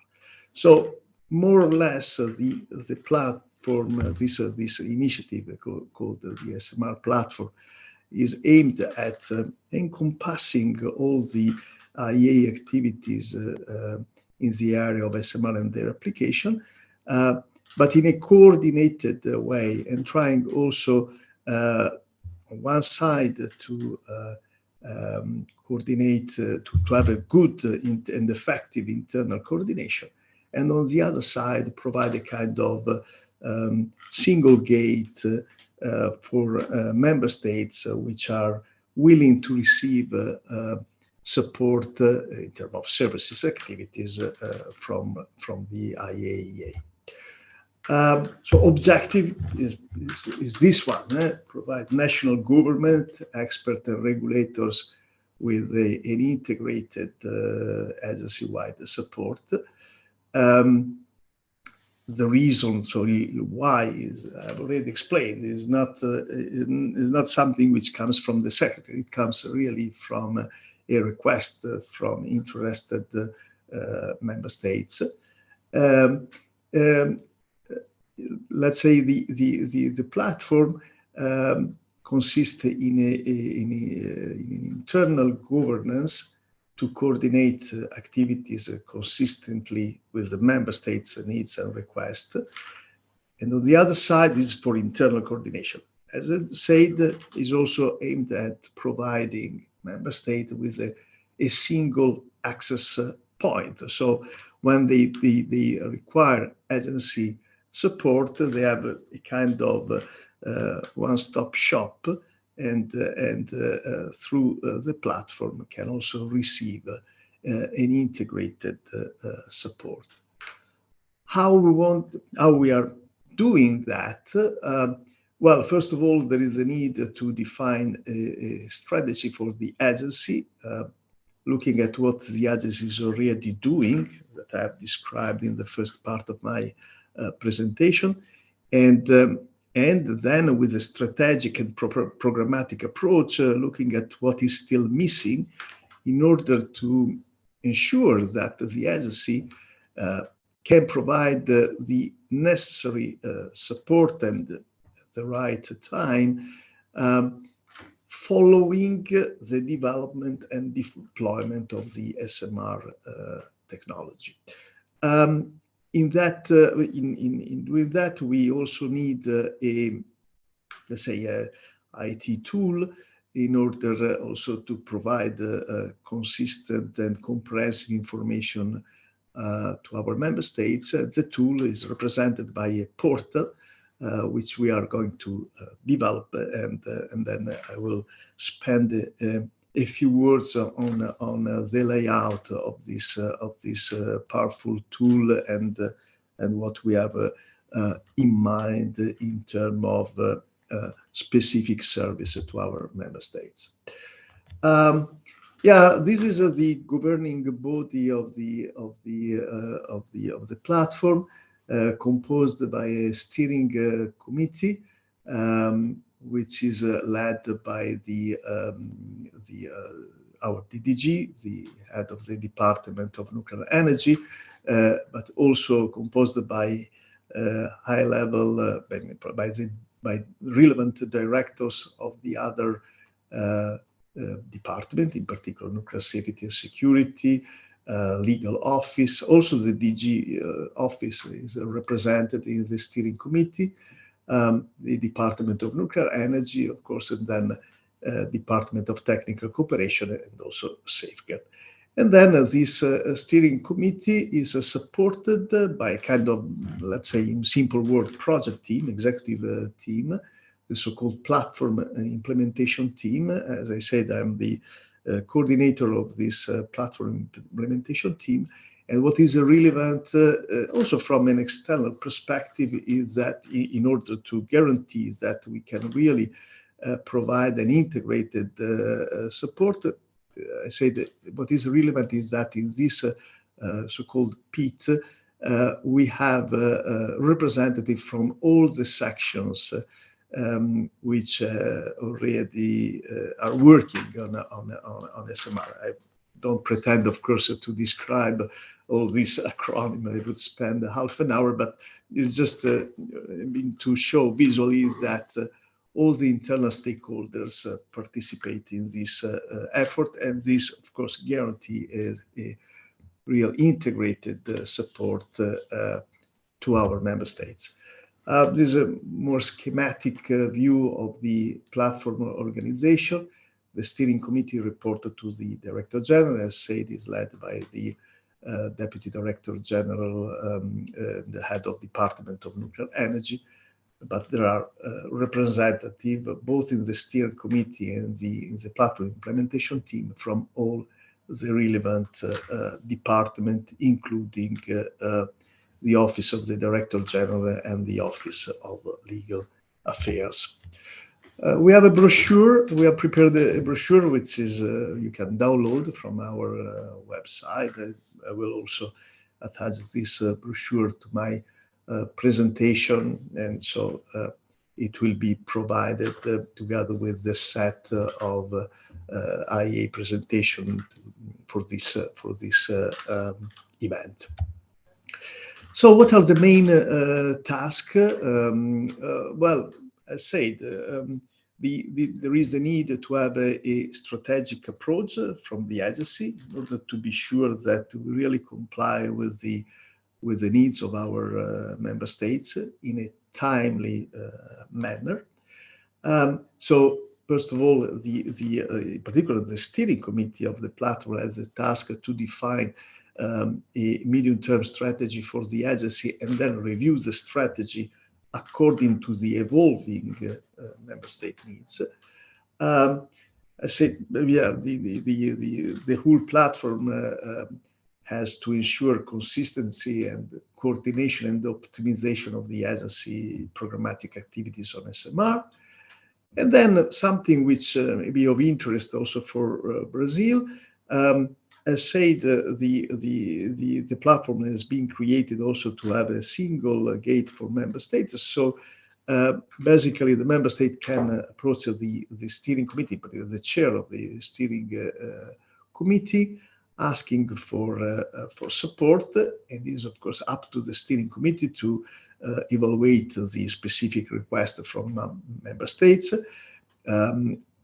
Identify, I mean, of course, verify that the request complies with the IEA mission, and then organize the work in order to, I mean, identify the best approaches and mechanisms to address the member state request in a consistent and coordinated manner. And then we also, and we have started some work on that. It should also ensure coordination of efforts in order to facilitate international cooperation between the agency and other international organizations like CDNEA or EC or GIF, which are also interested in SMR.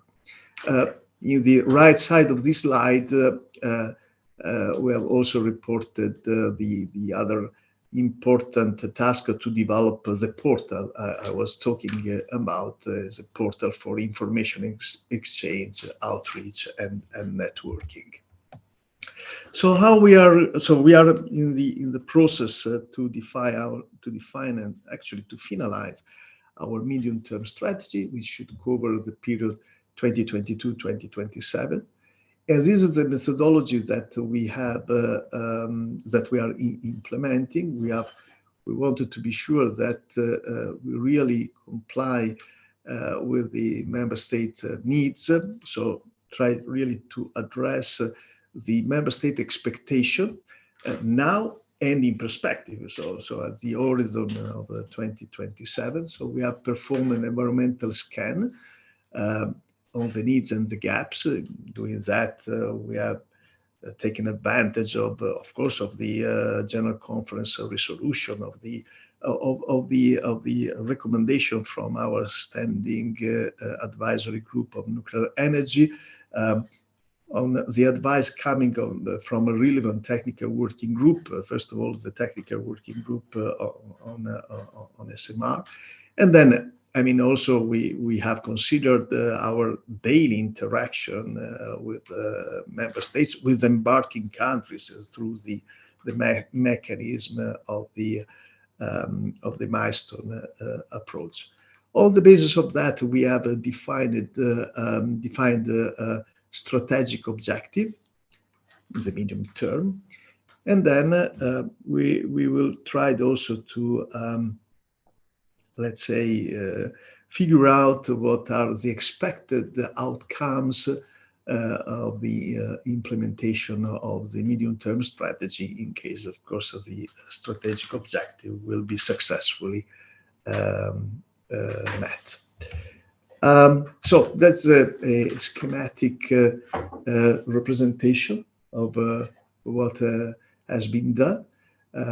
Environmental scan, then the SMR Pete has developed the first draft, and then the draft has been submitted to our steering committee and it will be finally submitted to our DG in mid-2022.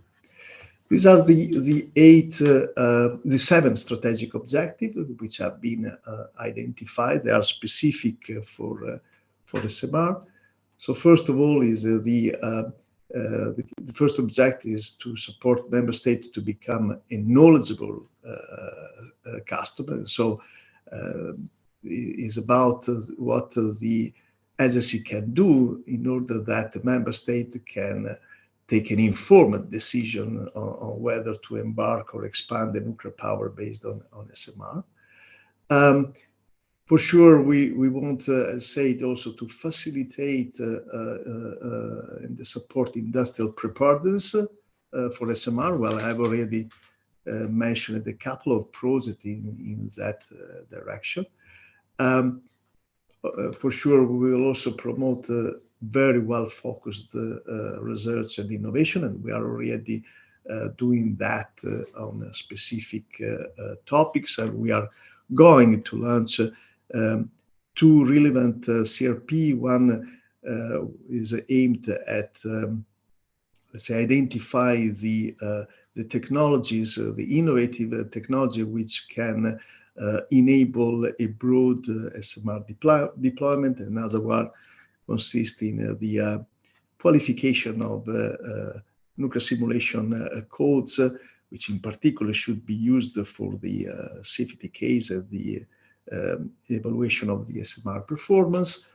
Of course, there is a broad, a very important objective in establishment, supporting the establishment of institutional, legal, and regulatory frameworks for the deployment of SMR. There is an objective regarding the major mission of the agency, which is, of course, the efficient, agency activity for the safeguardability of the SMR. Another objective is supporting international cooperation, and finally, provide effective knowledge transfer through the technical cooperation. Another important ongoing activities concern the development of a high-level SMR booklet. It is intended to be, let's say, the IAEA Secretariat view on SMR and their application. We hope, as objective as possible. So highlighting the, let's say, the expectation and the potential advantage of this technology, but also, let's say, identifying the possible challenge on the road from development to deployment. So the first three chapters are really an IAEA view on SMR in terms of understanding the technology, what will guarantee the success of deployment, and the chapter 3 is about the what next, what we think will happen in this decade and further, and is a kind of reflection on the roadmap that has been already developed. And finally, in chapter 4, we'll provide, I think, important information on what are the area of support of the IAEA, what are the IAEA activities already in progress, what are the projects and the services provided by the IAEA on SMR. Let me come back quickly on this development of the portal, so-called Scorpion, SMR Coordination and Resource Portal for Information Exchange, Outreach, and Networking. This is, the general layout of the portal, which also provide information on what we will be able to find in this portal. You will find all the services offered by the agency in terms of CRPs or technical cooperation project, support for education and training, collaborating centers, and then resources. There's all the IAEA publications, related to SMR, but also with the aim to provide at least a set of information regarding relevant non-IAEA publication. You will find the toolkit, for instance, the one related to the methodology for reactor technology assessment, which is a methodology developed by the agency to compare different reactor technology options, and now also customized to the case of SMR. You will find a link to databases, e-learning modules. You will also find, of course, information regarding all the relevant IAEA events and so on and so forth. The scoreboard is under development, but we have already kind of beta version. So is our task, is our commitment, I would say, to deliver this important instrument, tangible output to our member states in coming month, and for sure within this year. As already, I would say, something already in progress and tangible, I also wanted to mention this interregional project, technical cooperation project on capacity building, supporting member states' capacity building on SMR and microreactors and their technology and application. As any TC project, the main aim is, of course, to improve the transfer of knowledge between well-established nuclear countries and developing countries interested in SMR and their application. And at the end, we hope that through this 4-year TC project, we'll be able to raise awareness on SMR and their application, in particular in developing countries, which may consider then SMR as a viable technical solution in their energy mix. Sorry. Yeah, I think that is important to show how many countries have already, let's say, expressed interest in participating in this TC project. We have now 65 involved countries between, let's say, donors or resource country and target countries, and from all over the world, in all the region of the world, Europe, Africa, Asia, Pacific, and Oceania, and North America, and Latin America, including, of course, Brazil. And here is a really a short overview of the activities that we wanted to implement in this biennium 22-23. The first activities will start in July 2022, and here is the list of events and workshop training courses that we are organizing and that will be implemented very soon. And with our interaction with Abdan, we have already encouraged Brazilian stakeholders to take part in these multilateral activities. Finally, my last slide concerns the fact that we have worked already in a number of topics. Now the SMR platform is moving towards new challenging activity. We have, as said already, a well-established task force on the development of the high-level SMR booklet. But since we have received some specific requests from member states, I wanted to, for instance, to highlight the case of Jordan, which has asked recently an expert mission on the use of SMR for electric and non-electric application, in particular nuclear desalination. We have set up recently. We understand that there is an interest related to, for instance, to having site-independent SMR design. So we have started in activities related to say, creating guidelines on SMR seismic behavior and implementation of a standard design for high seismic sites.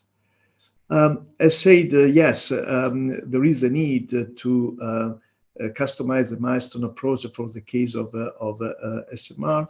Above all, why not also to understand some innovative pathways that can facilitate the deployment of SMR, in particular in newcomer countries. And finally, we have now a focus on the very case of the transport of floating nuclear power plants, for which there is already an ongoing INPRO project very well established. But we think that even according to member state requests, there is a need also to broaden the scope of our activities in this frame. And finally, well, I want to mention the reason why we are here in these days with this summit organized by Abdan. This is again in the frame of the platform and also of the practical arrangement which was signed a couple of years ago between the IAEA Abdan. So this summit is a practical example, also a successful example of implementation of the activities of the SMR platform. With that, I've completed my presentation, and I'm here to take up your possible questions.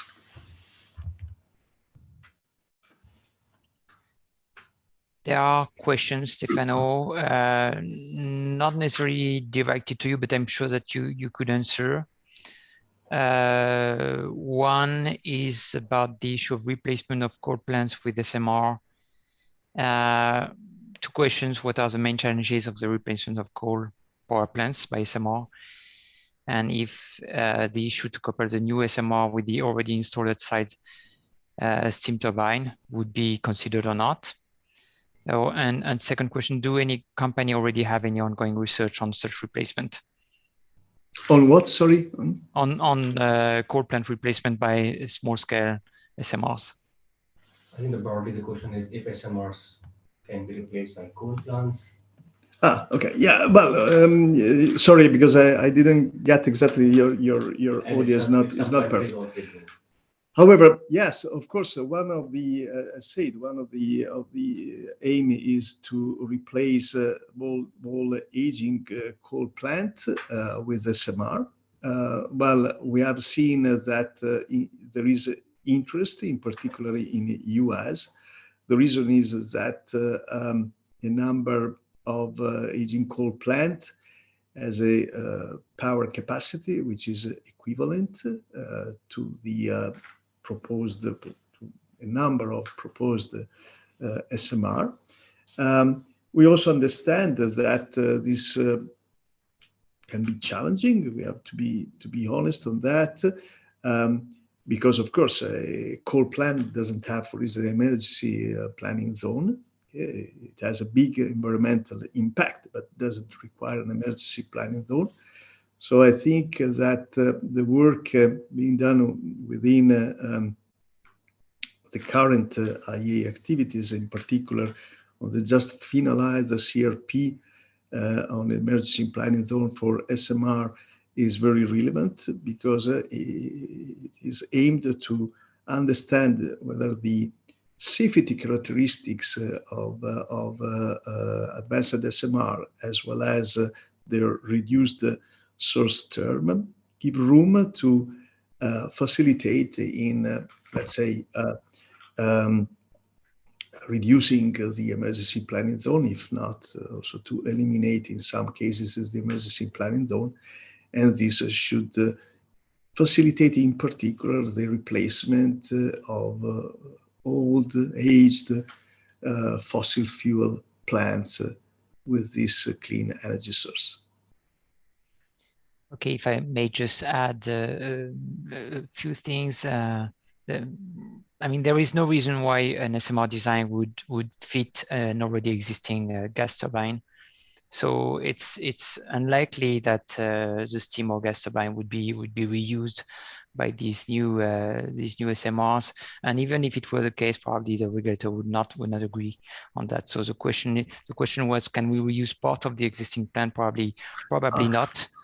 And as you mentioned, I mean, there are a number of questions for the site. A number of questions, social questions also, because I mean the operators of the fossil fuel fire plant cannot be reused like this at the new nuclear facilities. They need retraining. So yeah, there is. But right now, a number of vendors do have, I mean, the objective of replacing existing coal power plant. So from an electrical point of view, it's 300 to 400 megawatts. There are many such coal plants in the world. It's probably the sweet spot. But technical issues do exist. Yeah, it's not very different from having a new plant. I think we have other questions as well. How will SMRs deal with threats concerning safety and security, considering that the infrastructure is different and smaller?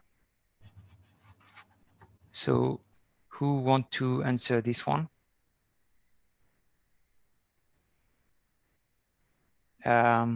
Maybe I can. I mean, the infrastructure will be different because the scale is not the same.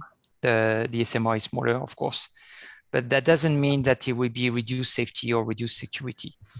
And so they will deal with threats, considering especially security, and it will be partly country-based because that's something which is sovereign. And for the safety, and we talk a little bit with the safety case that has to be demonstrated anyway to the regulator. Yeah, regarding safety, I already, I think, highlighted the fact that, for instance, there is a room to reduce the EPZ, take into account the, I mean, safety features of SMR and also their reduced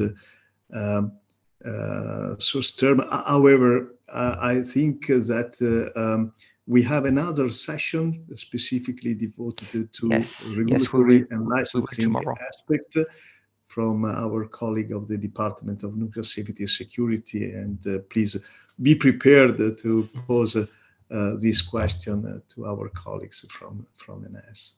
Stefano, I think that we are at the end of this session, at least. So it would be the opportunity for us to say thank you to all participants. And I would like to add a special thank to the interpreters because I did not realize that I was speaking so fast. And so I will try to behave myself tomorrow. Thank you again for your support. Okay. Thank you. All the best. And see you tomorrow. And see you tomorrow. See you virtually tomorrow.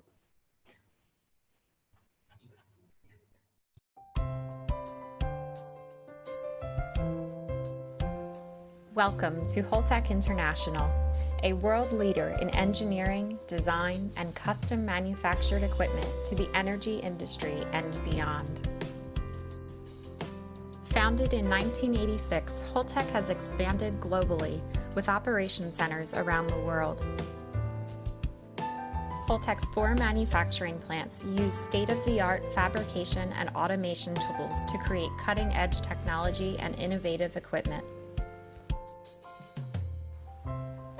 Holtec's skilled professionals specialize in unique disciplines that include nuclear analysis, specialty engineering, design, and manufacturing.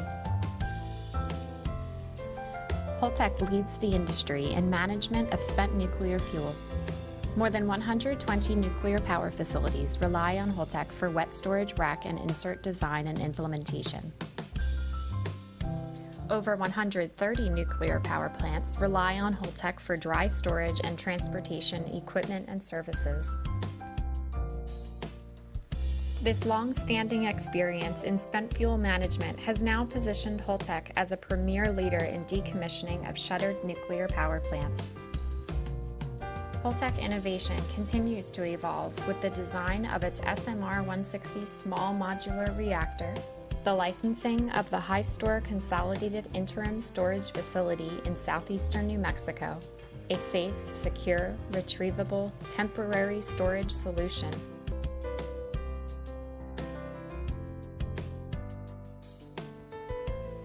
With innovation that knows no limits and technology that continually evolves, it is clear why we say, Holtec International, a generation ahead by design.